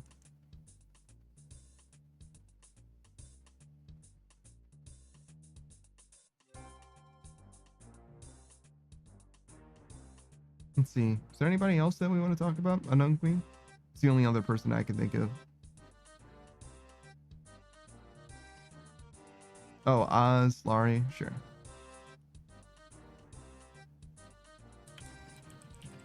All right, we'll start with Unknown Queen. Unknown Queen, actually is a very consistent streamer at this point. You don't know when he's gonna be live because he doesn't have any VODs or anything like that, or even a schedule to my knowledge. But he plays games very regularly. Mostly he's playing Dead by Daylight. I would say that's probably his favorite game to stream. He loves the killer's perspective, actually, which is very unique from streaming as far as I'm familiar. I know a bunch of people who play the game, but I don't know anyone else who plays the killer POV nearly as much, at least. He likes Trickster and Artist, those two killers the most. Aside from Dead by Daylight, he also plays or has been playing at least the My Hero Academia Arena Fighter. I don't know anything about that game at all because I didn't want to get spoiled by anything, and I'm a little bit worried about games like that having all kinds of different things, to be honest. I'm only at like season 3 of My Hero Academia too, so I'm like well behind actually where the plot is, but I'm looking forward to it one day.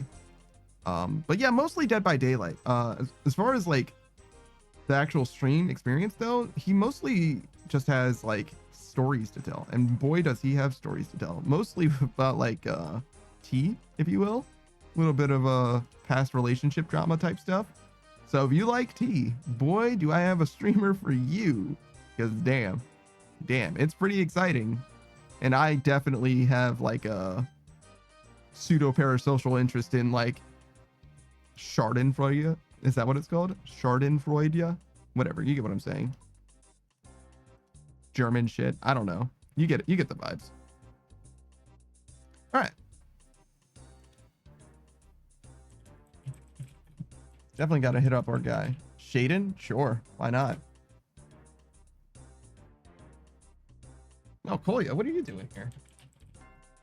You saw that we were playing RuneScape, so you had to stop by? Osman Ark, that's another friend of the channel. He always stops by, drops some bits, wishes us well. He's a variety streamer as well. He actually also plays Dead by Daylight, but I've never seen him play the killer POV. 7 Days to Die is his other main game, so Dead by Daylight and 7 Days to Die. Aside from those two games, though, he's got a bunch of different games that he has been playing, particularly Pokemon Infinite Fusions. Another Pokemon Infinite Fusions player, actually, along with Miss Suck, now that I mention it. But yeah, he's also got a community night every Monday where he'll play Among Us, Fall Guys, Golf with Friends, Marble Madness, all kinds of different things, just to incorporate himself to you guys, because his community is very important to him. And in fact, one of the core conceits of his channel is not just building himself up, literally progressing his own self and life. It's also to hold you accountable for your own progression. So he starts every stream with an exercise. I call him my personal fitness and wellness coach, right?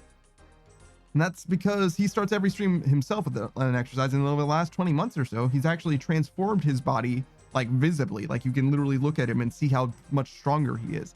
He's even got before and after pictures exclusive to the Discord. I don't know where they are though. I don't know. I don't think he's got them pinned or anywhere, but they're somewhere in there. But he's got a huge amount of exercise that he's gone through at this point. Like literally thousands of push-ups in like a stream. Push-ups and sit-ups. Like he goes absolutely nuts. But yeah, he starts every stream with an exercise, and he also wants you to keep up with him with regards to his, not necessarily exercise, that'd be crazy, but like whatever kind of development that you want to have individually, whether you be an artist or you just want to get better at math or learn a language, or if you just want to exercise, like anything that you want to develop yourself in, the way that you do it is by putting a little bit of time into it every single day, especially if you can do as much. If not, you know, less than that is also fine, a little something every week or whatever. And he puts his time in exercising at the start of his streams, and likewise he would like you to set aside that time to develop yourself, right? And that's what he wants to share with you, basically. Julia says, it's very early here. I'm still sick and got a nosebleed. Damn, since then I can't sleep anymore. And I saw your live, so I thought I'm gonna hang out. All right, got you. Let's see, it's Wednesday, right? So that means that you're not home. You're only home on the weekends, right? Yeah, Kolya can only stream on the weekends, but Kolya is another friend of the channel. Kolya VA. Thursday for me? Yeah, sure, because you're a few hours ahead. It's going to be Thursday for me in just a few minutes as well. Corinne says, I can manage you in the name of the Lord to get better. Sure, why not? I've never had a nosebleed that was like so bad that I was like worried about it like continuing to bleed. Like they usually just pass. It's just like a passing spell, if you will. But Kolya VA is another streamer. I've only ever seen him play RuneScape myself, but I know he's a variety streamer through and through. He mostly has played RuneScape for Leagues as of late, because Leagues is a timed event that's going on literally right now. But you can see him play not just Leagues, but also TCG Card Shop Simulator. Interesting. That's definitely a much beloved game. People seem to really be eating that shit up. And honestly, as far as I know, it hasn't been in early access for very long, and it has already made a few different changes, which is enough to get in my good graces, to be honest. He also loves rhythm games, particularly the Necro Dancer games, excuse me. If you didn't know, Cryptid the Necro Dancer is a much beloved indie game. It's a rhythm action roguelike. Yes, rhythm-based action roguelike. Sure, that's fine. And like a dungeon crawler. And then Rift to the Necro Dancer, the sequel, is coming out not this month, but next month, February 2025. So that's going to be pretty exciting. Kolya says, yeah, I blew my nose and boom, nosebleed. I've also had a fever here and there. Wild stuff going on at the moment. Yeah, I think it's pretty common for you to blow your nose and get a nosebleed, because just any irritation at all can basically trigger a nosebleed. It's just whether or not you're on the cusp of having one to begin with, basically. I don't really know where the blood from a nosebleed exactly is coming from, actually, now that you mention it. But anyways, yeah, Kolya is right now aspiring in Leagues to get a Steel Cup. And then generally in the greater game, he's got a relatively low level account that he's just, you know, feeling through the RuneScape experience. Leagues is his avenue for, thank you for the follow, Addy Hughes. He's just experiencing the game, you know, as you will, like by vibes, basically. Which is probably, in most ways, the right way to do it. Lots of follows today. OSRS tuber? Yes. I am. Yes. Saku is. Saku's right here. Kolya also technically is, though he only streams on the weekends for now. There's a bunch of RuneScape streamers around. Tsuyu was another streamer. She rated in. RuneScape streamer for sure. Kolya says, I've been blowing my nose endlessly, and it comes from a teeny vein. Popping I'm a open. bit less regular with RuneScape, but I do sometimes. Yeah, like once a week, right? That's plenty regular. Suck also streams RuneScape about once a week. Maybe she's taking a break from it for now, but yeah. Kolya says, I've been blowing my nose. It's a tiny vein popping open in the nose, and all that stuff is very delicate in the nose. Yeah, sure. Most of your stuff is very delicate. Like most of your body is just like very intricately balanced and not super durable.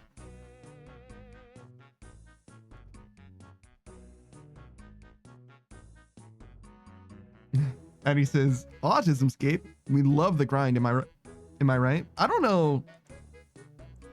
I don't know if I love the grind, to be honest, but I definitely can do it. I've always been of a mind that like I could definitely handle grinds. Like I used to play a lot of Korean MMOs and they're notorious for their grind, much less so than this one is though. This one definitely demands more of you than basically any other game. Because like, and not even just demands more of you, it also is like unabashed. It's like, look, it's gonna take you forever to get through this grind, and I just don't care. Like, put the time in or don't, whatever. It has absolutely like absolute apathy with regards to you grinding this game out. Eddie says, I love the grind. Thank you for streaming your grind. Yeah, you're very welcome. Not only have I been streaming this grind, but I've also been streaming my entire RuneScape experience, basically from front to back. I have a VOD channel that's like nearly 300 parts long at this point. It's like 285, I think is what this one will be. If you're in the YouTube right now, let me know if I got it right. Thanks for the engagement. Kolia says Autismscape. I think that's a pretty common take, to be honest. RuneScape is one of those games where it like kind of informs you about yourself in some ways. Similar with like being a VTuber as a whole tells you a little bit about someone as well. Being a VTuber isn't a monolith, far from it, but there are definitely a lot of things that we have in common, more in common with each other than we have separate from one another.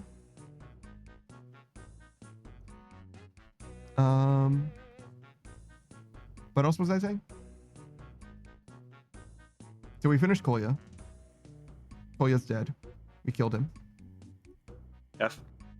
And then, sure, we'll talk about not a RuneScape streamer. XD Laurie. She stopped by. Dredge. Yeah, I was talking about Dredge for a second. Oh no, that's Kolya saying Dedge because he's dead now. Yeah, that's you. Goodbye. Farewell. Kolya says, I mean, my psychiatrist is assuming I got autism. Shouldn't they be able to tell you? They don't need to assume, right? Shouldn't they be able to? Isn't that what they? Is that kind of their shit? Nice level 97, by the way. But yeah, so we're at 97, which means that we have exactly one more level that we're really trying to get. And we won't get smithing to 99. As you can see, we have 98 cooking, and we will have 98 smithing because we want to get agility or thieving as our second skill to max. We already had farming maxed. And then we're going to get probably agility. Then we're going to go right back to thieving, get this one done. Shout out to the Rogue's Castle, by the way, if you guys didn't know. Great place to level thieving. Late game. Way better than Pyramid Plunder. Way better. The rate's lower, but it's so much more chill. Love yourself. Eddie Hughes says, is it just me or the level up jingle sounds like it's raining tacos song?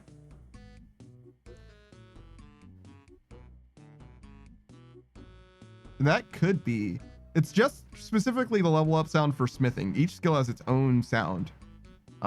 It's raining tacos. I know the song for sure, but I don't know what it sounds like, to be honest. The thing that you're saying sounds similar, I'm not familiar with. Gully says, nope, just very specialized docs over here. Oh, okay. So your psychiatrist is definitely not able to diagnose something like that. Over here in my state, there are just 5 clinics that are allowed to give the autism diagnosis. You wait for 2 years for an appointment. Yeah, no, that's all right. Jesus Christ. Yeah, it's okay. I don't need a diagnosis that much. I play RuneScape, you know what I mean? Like, it's fine. We know. Eddie says, yeah, the smithing sound effect sounds like it's raining tacos opening for sure. Sure. I don't disagree. I don't know it that well. And I don't feel like checking. I'm going to be honest. I'm going to keep it on. Right. Another 10 keys run, and I'm caught up. Oh. That's unfortunate. What are the odds of 10 keys giving you the Blip Blop scroll? Do you know what the rate is? The rate is 1 in 275 per key. Okay, so it's like 1 in 27. Yeah, 1 in 28. That's not terrible. So it's like 4%, a little less. Well, considering I didn't hit it like 60 times. Yeah. That's pretty bad. Yeah, but that's not how odds work. You know, cold streaks don't work that way. But like any given day, it's like 3% or something like that. It's not terrible. It's important to work on it a little bit. You'll never get it if you don't try, right? So it makes sense. I like the perspective that you have, where it's just a little bit every day so you don't burn yourself out on it. Laurie, I did shout her out, but I didn't actually tell you who she is. XD Laurie is a Christian streamer. She plays a variety of different games. Right now, she's mostly playing through Subnautica Below Zero. She played through the first game, Subnautica. Took her like 11 goddamn months to actually beat it proper, which is so sad. But she finally did beat it, and she's playing through Below Zero for now. In addition to that, she's mainly, I would say, even a Minecraft streamer, but you never know what she's actually going to play because she plays a bunch of different games with the homies, both on stream and off stream. She's in a group chat. It's a group of friends, but most of them, not most of them, maybe half of them are streamers. And they often play games together, including Friends versus Friends, Phasmophobia, Power World, all kinds of different stuff, right? They're called the Krusty Crips. Krusty Crips is what they're called, with K's. I think that's an in-joke from when they played Sea of Thieves, but I don't actually know why. Ask them about it. It's fine, whatever. But yeah, she's often seen with those guys, so definitely check them out if you're interested in that, or if you want to see her when she's not live, because she doesn't stream actually all that much. She'll go live now and then.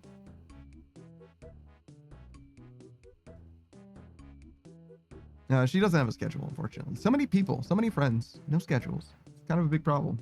Well, I don't know. It's not a huge problem. To me, the way I look at it, for those of you who are aspiring streamers, right? The way I look at it is imagine that you have someone who is your biggest fan. They want to see every stream. They want to be there for every stream from the very start to the very end, right?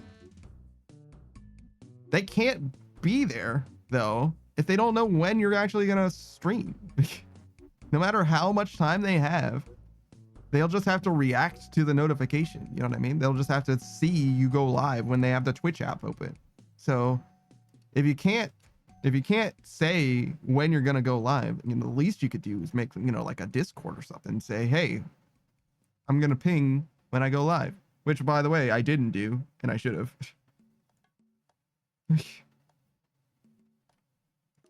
We'll do it now. Why not? There we go. I remembered today. I have an announcements channel that almost exclusively is for pinging when I go live, and it's just the saddest. Like, my schedule is very consistent. Like, I keep up for the most part with like my schedule, meaning that I stream whenever I plan to stream, basically every single day. Yesterday I took off because I didn't sleep. Like, literally just didn't sleep. I went to sleep late. It was like 2 or 3 a.m. and I woke up at 6 a.m. and I didn't sleep at all for the rest of that day. So by the time it was time to stream, like 12 hours after that, I had like a splitting headache. I was like, I'm gonna fucking crash out on somebody. I'm gonna fucking blow up on somebody.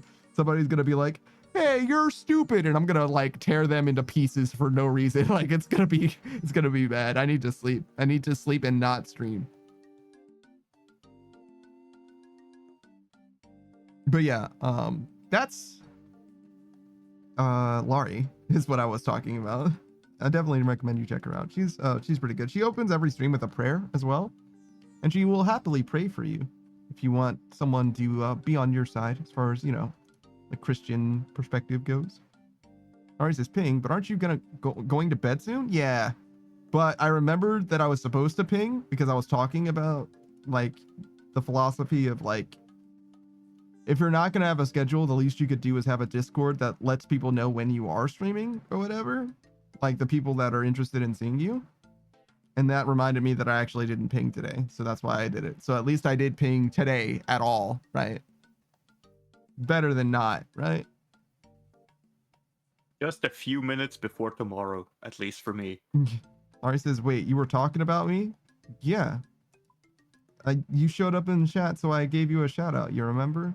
You remember earlier when you showed up in chat and I didn't do a shout out then? I'm still figuring out what I want to do with regards to shout outs for like large scale collabs. Well, technically it wasn't a collab. I was the only one live. I guess I could have just stopped and it would have been fine, but I don't know. I don't like feeling like I'm holding people up. It's kind of what it boils down to. And also don't necessarily want to like be removed from the conversation for the time that I do a shout out. I guess I could just do faster shout outs, just like little tiny guys.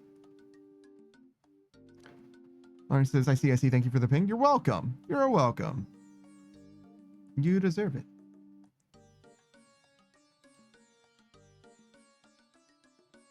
Look at that. 10.7 million, which we want to make basically 13 million even-ish, something like that.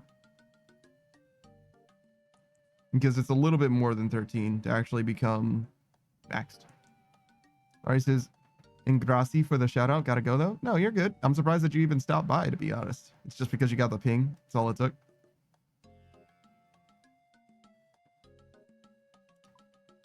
It'd be like that sometimes, especially if you're on your phone.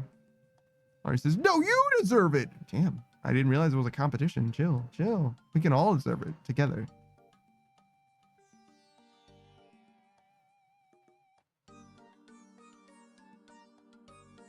Folia says, I think a number.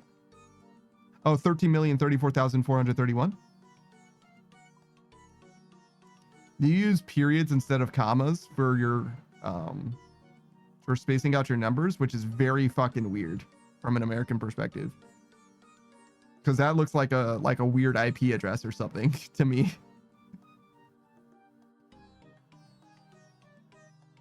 Let's see. Yes. Good guess. I just realized that cooking is actually right there, so I could have checked it very easily. I don't really like the way that you guys do numbers, but I do like the way that you guys do dates. Dates should be... It doesn't really matter if it's smallest to largest or largest to smallest, but it should be ordinal. As opposed to what Americans do, which is, we would say this month is 1/9/25. January 9th, 2025, right? But really it should be either day, month, year, or year, month, day. Either of those is much more intuitive. Yeah. And I kind of get why we do it, because we say 1/9, right? Like if we're just going to say the month and the day, it'll be 1/9, which is fine. But if we're going to say the year, instead of adding the year to the end, 1/9/25, we should say 25/19. And that's just way better. It wouldn't matter if so many, or if every month didn't have 12 days in it, because it's impossible to know without context 1/9, whether that's January 9th or September. Yes, September 1st. Yeah, October is the 10th month, even though it has Oct in the name, because fucking Julius Caesar's an asshole or whatever. Julius Augustus Caesar. Julius Augustus Caesar is an asshole. I mean, we did need 2 more months, to be fair. We did need him. It's just fucked up that he put him where he put him. Actually, speaking of, according to, isn't it the Gregorian calendar, I think? They had to add like 3 whole months, is that right? To 1 year, because so many leap years were missed when they like recalculated. Well, he says, oh, by the way, oh shit. So there's like 1 year in history that's like 15 months long or something like that. And it's like wackadoo too. Like one of the months is like 23 days long and the other is like 30 and 31 or something. It's fucking weird. It's a weird amount of time. I guess that makes sense. If you're gonna have a month, you would do it 30 days, but whatever.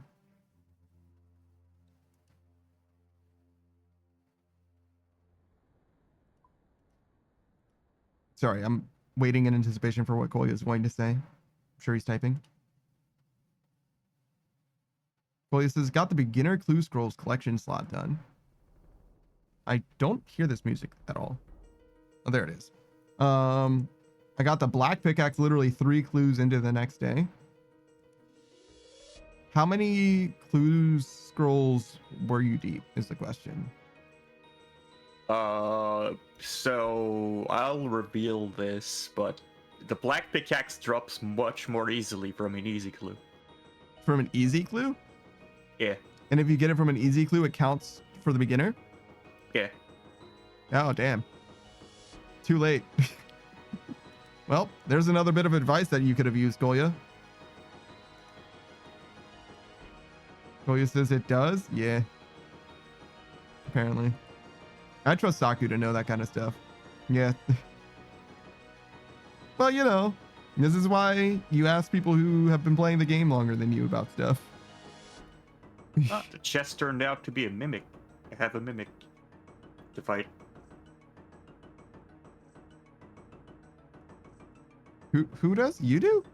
Yeah, Clue Scroll mimic. Yeah, I know Clue Squirrel mimics. Yeah, that's only for Master Clues, right? It is also from Elites. Oh, really? That's crazy. Oh, yeah, I think I remember that.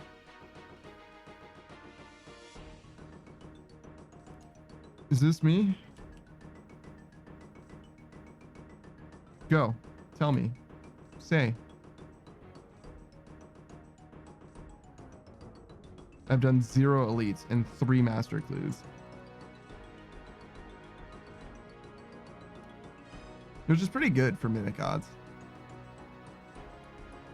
2 beginners and 1 medium. We literally did that 1 medium to see if I get ranger boots.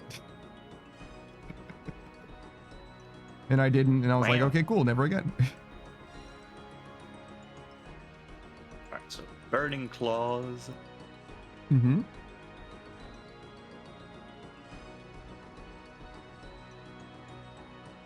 Also, I'm really noticing that the run energy changes. Yeah, I haven't like lost run energy at all, I don't think. I haven't used a single energy potion for my runs today.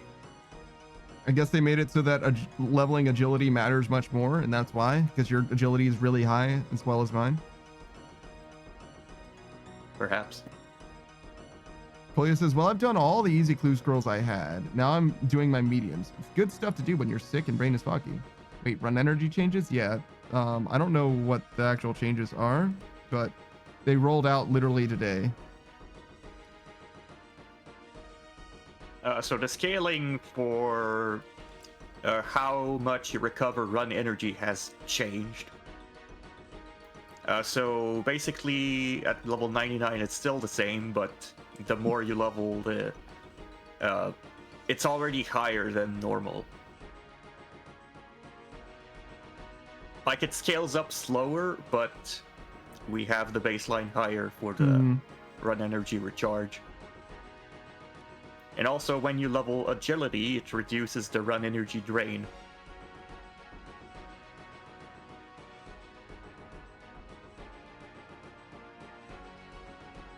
Basically, they just buffed the shit out of it.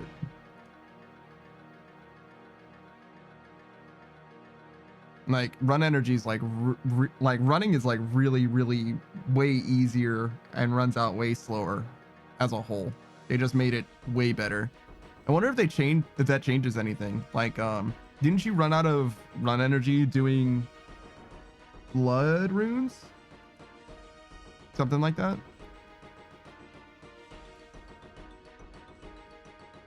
Like maximum efficiency, like some things you like needed, you barely needed a little bit more.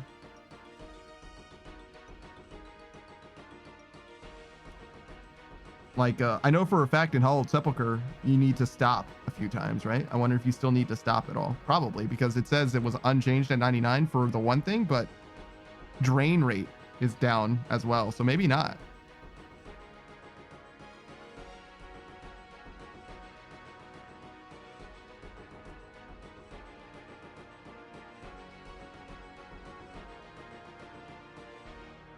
Have you ever eaten a fruit off of a tree, like directly from a tree? Directly from a tree? Yeah. I have not. I certainly haven't either. We do have an apple tree, though. Well, wait, hold on. I've picked oranges. I didn't like instantly eat any of them, though. You have an apple tree? You haven't had any of the apples? Are they bad? No, we didn't eat them directly. We made a pie with it. I see. There are definitely some apples that like that's the thing that you do for some reason, but surely you can just eat it and it would be okay, right? Yeah. I learned from Fable and also RuneScape, right? There's cooking apples that are like, nah, you can't eat it normally. Don't be ridiculous.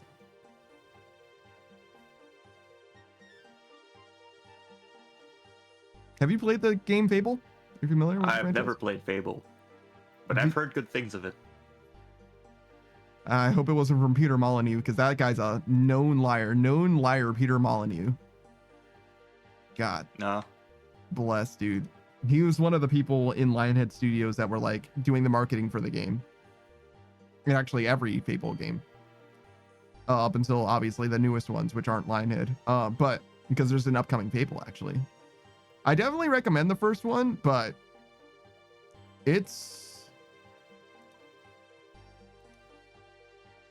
I think it's a great game, but the less you know about the marketing, the more more acceptable the game is, to be honest. It ends up playing. Imagine if Skyrim had like a Dark Souls-y, it's not quite Dark Souls-y, but a Dark Souls feeling combat system. There's a lot of similarity to that. The looting in the game is nowhere near Skyrim though, or Dark Souls for that matter. It's very liberating to play through. I definitely recommend. In the year 2025, you could still play Fable and probably have a good time. Though the art style is atrocious. It looks bad. And you definitely want to play it on gamepad as well. Yeah. Ping of Muffin says, sorry, I really struggled with your name for a second. I was more of a Fable 2 fan. I don't like Fable 2 more, but I like Fable 2 a lot. And Fable 2's control scheme is definitely correct. They learned how they wanted the game to control in the second game. And retroactively, the first game plays better with Fable 2 controls as well. So, yes, I hear you. I don't know. What do you like about Fable 2 specifically? The characters in Fable 1, even though they're like fairly light and not super persistent, like you don't see them that much, I like them much better than the characters in Fable 2 because there's only fucking 3 other characters. Psycho? I know that guy. What are you doing here? Your name isn't spelled like you would say it is Psycho, but I know exactly who you are. Psycho. Psycho's mostly a friend of a friend, but we've hung out basically by proxy a few different times or whatever. But yeah, you know, he's a very, very good friend of some people that I know very, very well. I don't actually know too much about his stream. I haven't been able to spend as much time in his stuff as I would really truly like to, but I know he's played all kinds of different things. Marvel Rivals, Final Fantasy 14. I'm looking at a lot of these other games I'm not super familiar with, but yeah. I hope you're having a good time, Psycho. I could say through proxy, by proxy. What's the opposite of guilty by association? I assume that he is Fate Time. Fate vibes, all that. But yeah, I just didn't have time to actually check you out, but I will one day soon. Pink of Muffin says doggy. Oh, true. The dog companion's huge. But I don't know. I feel like 3 was a huge downgrade in a lot of ways. And I never played 1 actually. Might just be nostalgic glasses. 3 I've never played. I want to give 3 a chance, but it's not available on PC. Psycho says through proxy. Yeah. I didn't realize I wasn't following. Yeah, I knew I wasn't following you because I wanted to follow you and then see your stream soon after or whatever. But now that you've followed me, it's like, okay, fine. I'll make time. I swear, I'll do it. All right. It was on my list. You know how it is. There's only so much time in the day. But yeah, the dog is actually a huge part of Fable 2, to be fair. You can't play Fable 2 or Fable 3 in the year 2025. You just can't do it. You need like old hardware to run it, basically. It might be available on the Xbox Game Pass, but you need an Xbox for that, an Xbox Series X or whatever, right? And I don't have that, so As a PC player, it's just not available. Psycho says, no worries. We all want that time, though. I feel that. Yeah, no, it is that way. It's one of those things. Oh, shit. Do a flip. But yeah, you've been on my list for a long, long time. I've been putting it off for too long. And by that, I mean, every time I'm like, oh, I could. I'm like, but I really should be sleeping. Pink and Muffin says, yeah, you should be able to buy Fable 3, but it was linked to the old Windows game live service and went down in like 2018. Yeah, I don't think it's available nowadays. Steam just released Fable Anniversary though. All right, hold on. Are you ready? Actually, we'll reset our inventory. But they re-released the first Fable again. Fable The Lost Chapters, which is the DLC version, the expansion of the original Fable, is already available. Hold on, we're gonna do a flip. Are you ready? All right, here we go. Ready? Whoa, let's go, baby. Yeah, let's do a flip. We're doing a flip. We're going nuts. We're going crazy. Let's do it. Yeah, baby. All right. Okay, hold on. Did it. All right. So Fable. Sorry. So their first Fable has 2 releases on Steam, but in Fable The Lost Chapters and Fable Anniversary. And then the other 2 Fable games are just strictly not on Steam at all. Which is a shame. It's a goddamn shame. I think we really do want, or we really should get the other 2 Fable games on Steam just for posterity, if nothing else. Same with Halo 5. The Master Chief Collection has the first 4 Halo games plus, well, the 4 numbered Halo games plus ODST and Reach. And Halo Infinite is available on Steam and, you know, whatever. But Halo 5 is just not playable. Literally just not playable except on a console or whatever. It says GG Mobile Twitch, it won't let me use channel point redeems. That's pretty unfortunate. Pink and Muffin says, maybe if they release the newest Fable game, we'll get others remastered. It's possible. I thought that Fable Anniversary was enough, right? I thought buying Fable Anniversary, like people caring about that would be enough for people to do more, but maybe Fable Anniversary didn't sell enough. Fable Anniversary sales. I don't care about price history.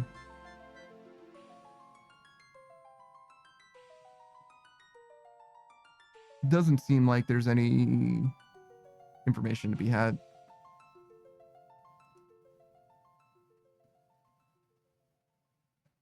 If Wikipedia doesn't have it, then it doesn't exist.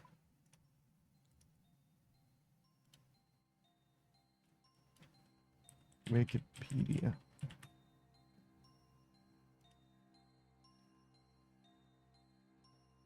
Fable 2004? Sure. Sales. Game sold 3 billion copies worldwide. That's the original game. Fable Anniversary. Released on Steam in 2014, includes mod support. There's mod support for Fable Anniversary? Holy shit. Upon release, it garnered mixed reviews.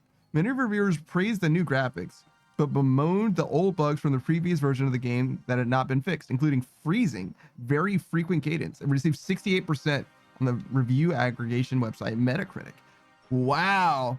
I didn't have any problems playing the game. So maybe, well, I mean, I guess it has the same problems as Fable The Lost Chapter. So maybe do play the new version, I guess. Whatever. I didn't feel like it looked any different, to be honest. But apparently it does look pretty substantially different. Similar to The Last of Us, actually. If you've seen The Last of Us, the original release and the re-release,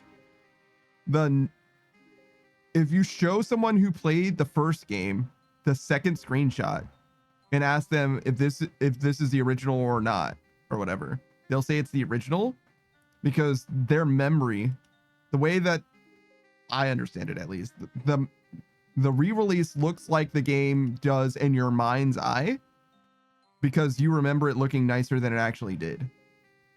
So in the same way, me looking at The Lost Chapters, it probably just, or the Fable Anniversary, the re-release, probably does look better than it was. It's just that I don't remember it looking as bad as it does.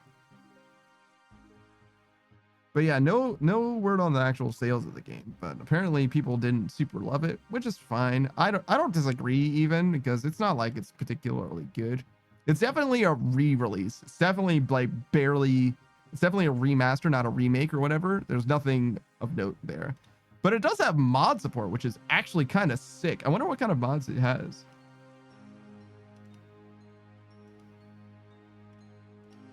If it has any. Is there anybody making mods for Fable Anniversary in the year 2025?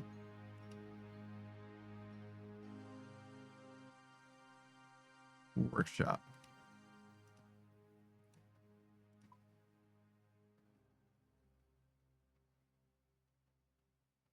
Okay.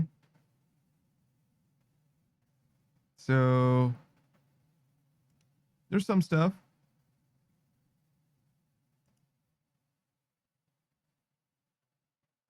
Most popular, most subscribed.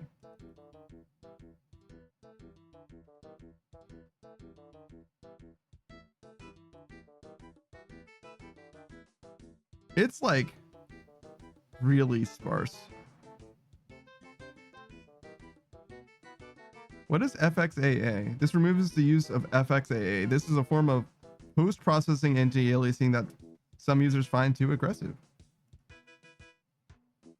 This can also be useful if you plan on using other forms of post-processing anti-aliasing, such as SMAA, injected through third-party programs.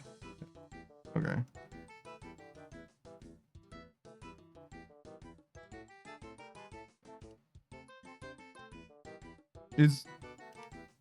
I'm sorry, is my tag the name of the person making this stuff?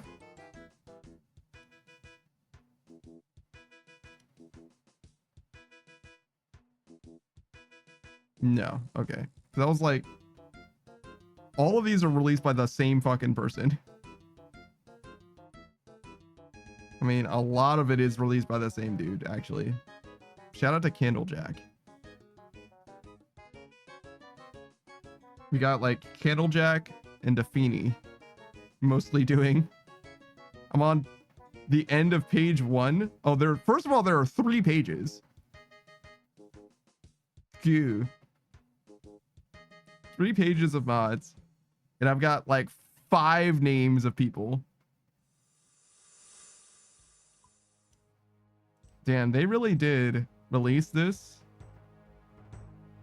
Like the mod support. And literally no one used it.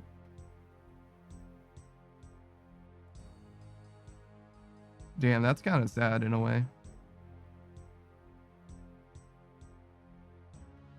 All right, well, if you want like a couple minor things, you can play as like Jack of Blades or your sister. That's like literally it though. It's so sad. Which, by the way, the of Blades like subplot line or whatever, it's not even a subplot line. Jack of Blades is like the overarching villain of the game, but the idea of, so he's Jack, meaning there's a Queen of Blades and King of Blades or whatever, but they're like not in the game. There's just like deep lore for it or whatever. It's just like things you could read about, and it's like, oh, okay, cool, I guess. And the other 2 games just have nothing to do with that. He's just like an enemy that you just like take care of in the first game, and there's like expanded lore about him that's just like not relevant to the greater franchise, like just literally at all. At least as I understand it. Somebody was explaining it to me, but I don't know anymore. It's been a long time since I played it. I did play Fable Anniversary though for the stream. Probably 14 months ago or something like that. Had a good time, to be honest, but it is very, very similar. It's very much a remaster. It's definitely not a remake at all.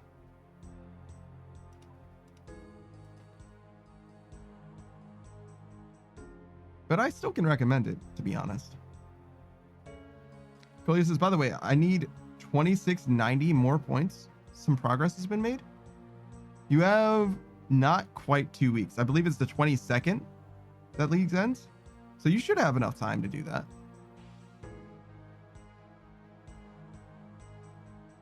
You really want to spend your weekends well. 14 days? Oh, so it was 2 weeks. Wait, 19 plus 14 is 23? So yeah, that seems right. Yeah, I thought it was about 2 weeks. I remember looking it up. It was earlier today, I think, even that I looked it up. I was like, I'm pretty sure it was about 2 weeks, but wasn't sure. So yeah, that means that you get 2 more weekends at least. Koya says, I got enough time because I'll be released on Tuesday, so I'm home all the time. Oh yeah, right. I forgot about that too. True. Tuesday. Today's Wednesday or Thursday now, I guess. So Friday. And then you go home for Saturday, Sunday. Then you go back for Monday, Tuesday, and then you'll be home probably again Tuesday. Okay. Hope it goes well. I mean, you're going to be released, so it's not like it's going to be a problem, right? I think you'll be fine. But it does seem like you're a little bit like, what is it, ramshot? You're sick again. You're got a bloody nose. You're fucking falling apart. Falling to pieces, Goya. Goya says from the last weekend to now, I went from 4350 to 2690. That's good progress, given that I can barely play over the days because I'm sick. Yeah. So that's what, 60, 600, 1660, something like that. Yeah. From last weekend to now, so not even a week. It's like 5 days counting a weekend. So yeah, you should be able to do it. As long as you're not running out of easy things to do. Because if you do that twice more, you'll definitely be good.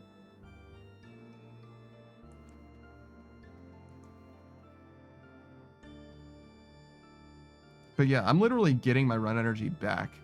But he says, I hope I don't run out. You should have options.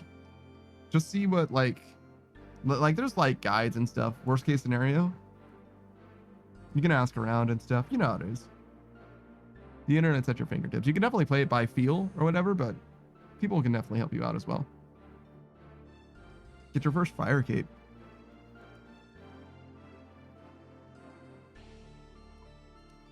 Why not? You have prayer potions now.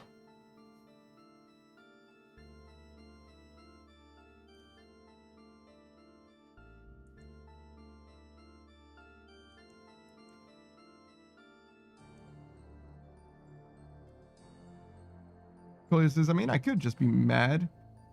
99 mini skills. That's not mad at all. As long as you got your multiplier up, it's not actually going to be all that bad, probably. Because it's like up to like 16 times or something like that. It wouldn't take too terribly long.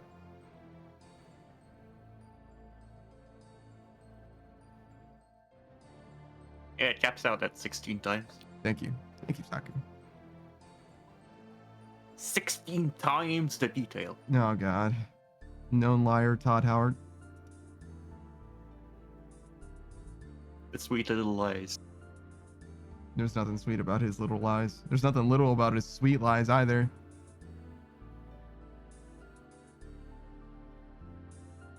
I hope the new Elder Scrolls is good. Are you going to get the new Elder Scrolls on release? Probably not on release. Hmm. I never usually get games on release. Yeah. Yeah. I kind of want to experience it, though. I didn't get Starfield on release because I was busy, but by the time the new Elder Scrolls comes out, I'm obviously not going to be held up with RuneScape, right? So I might do it on release, like the day of, just to see for myself, you know? Did you know Avowed is coming out soon? I believe it's the first week of February. I've heard about that. Do you know what Avowed is? I've not seen much of it, no. It's the Skyrim killer, if you will, by Obsidian. So Obsidian's the guy. Oh yeah, I remember now. Yeah. They're the guys who made Fallout New Vegas, if you're not familiar. Obviously you are, but I'm saying, like, for those of you who are listening. And Fallout New Vegas, in case you didn't know, is a spin-off game in the Fallout 3 engine that was made by the people who originally made Fallout 1 and 2. They basically had the company changed, if you will, but the people like actually comprising the company are basically the same, if not the same. And they're known as Obsidian now. They made not only Fallout New Vegas, but they also made The Outer Worlds, not to be confused with The Outer Wilds, which is the game that I love very much. Outer Worlds. And they are also making a fantasy themed Skyrim like, for lack of a better term, game called Avowed. I call it a Skyrim killer. I don't think they've called it, or anyone else has, like, you know, anyone in the space has called it that, but you know, it's the way to give you an idea of what it is that it's actually trying to be. Coolio says good candidates to 99 at the moment are smithing, strength, attack, defense, magic, cooking, fishing, and woodcutting. The lowest level magic is at 75. Yeah, you should be able to do the vast majority of those very, very easily. I don't know how much smithing stuff you have, but I know that you've done a lot of mining. You got that good pickaxe or whatever. So as long as you have all your materials from mining, yeah, you can definitely knock out smithing very, very, very fast. Attack, defense, magic are all going to be extremely free. Cooking's going to be pretty free. Fishing, well, cooking's only going to be as free as fishing is, but it's probably going to be just fine. You can do Cramja, Cramblands, and Crambanji. Which starting tool did you choose? The pickaxe?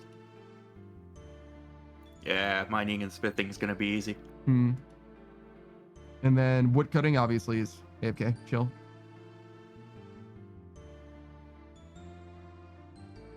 But yeah, you should be able to knock all of those out very, very, very easy. Just take some time.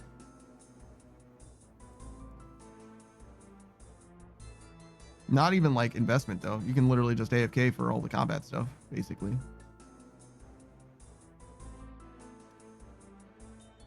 Though I guess magic, you don't have the golden god or whatever it is. So these things will be much easier in 690 points when you get an extra multiplier. Yeah, I'm sure. Yeah.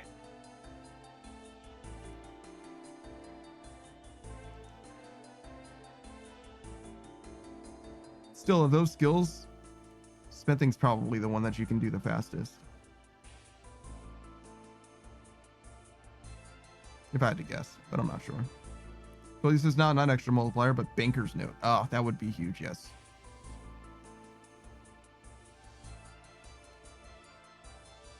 Which areas do you have again? 2 raid areas. Varlamore, Mauritania, I think.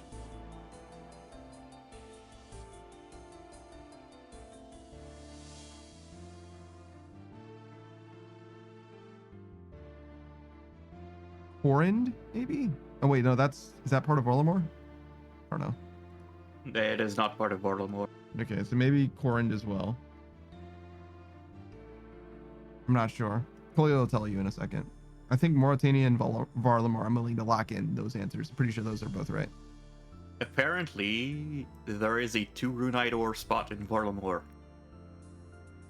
Mistlin, Karamja, Varlamore, and Mauritania. Corand is planned. See? See? I know stuff.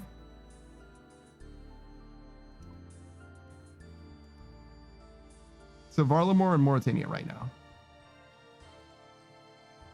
So when you mine runite ore, you'll end up with the same experience between smithing and mining after you smith the runite.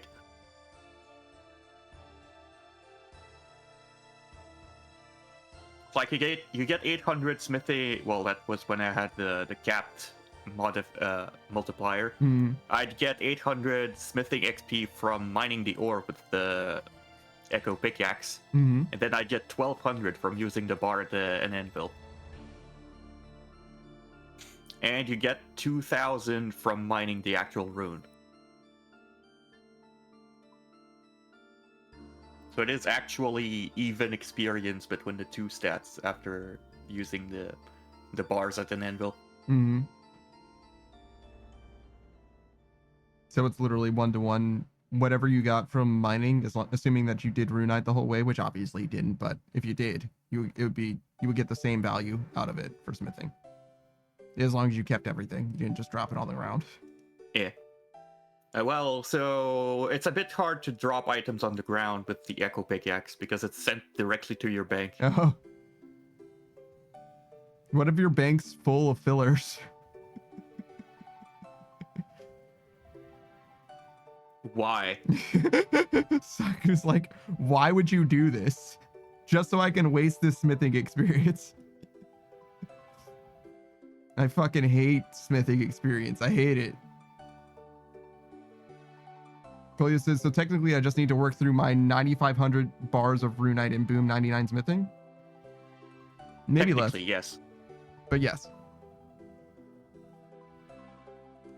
But it'll be easy. And once you get your banknote thing, you can just stand next to this fucking thing. I mean, you could even run back and forth like I'm doing it. But like, you don't even need to do that. You can just banknote, or whatever.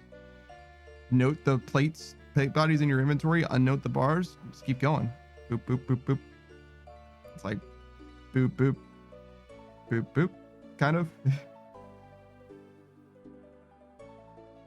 It'll be very fast, for sure. It'll be a lot of clicking, but you know. I mean, it's the same amount of clicking I'm doing. It's just the intensity of the clicking will be higher since you spend a lot less time walking. Coglius' Banker's Notes is going to be much faster again. Oh, for sure. For sure. Yeah, that will also make it very easy.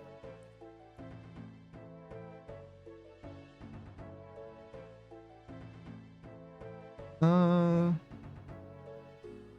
do you want to raid, Saku? Do you want to raid someone playing Marvel Rivals? Do you want to go right back to where we were? I don't have anyone in Marvel Rivals. Mm-hmm. Do you have a RuneScape player?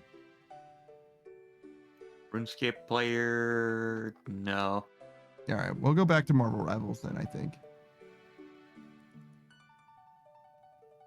Colia says, now I really want to get that relic ASAP. Well, I mean, you should have been wanting that from the beginning, you fool. Actually, I do have someone in Marvel Rivals, Alliance Sin. Yeah, that's who I was looking at, actually. Yeah, we'll raid Elian, friend of the channel. Elian Sin, known VTuber Elian Sin, Shadow Dragon Blue Rose boy himself. He's part dragon, part demon, all VTuber. I actually fucking love Elian. Elian and Nia are both fantastic vibes, and I appreciate both of them very, very much. They're both very much LootTubers. Between the two of them, they end up streaming most days of the week. They're streaming partners, and by virtue of that, you'll see one of them on stream and often have the other one around. Not always, but often. Right now, they're playing Marvel Rivals together, and they're having a fantastic time, it looks like, and I hope that they continue to have a good time. I'm going to send you guys on over to them. I hope you have a great night. I've been that Daft Punk fan. This has been Saku Kenpaku. Do you have anything to say to the people, Saku? I wish you all have a good night. Fantastic. I'll see you guys later. Goodbye, everybody. Goodbye. Goodbye.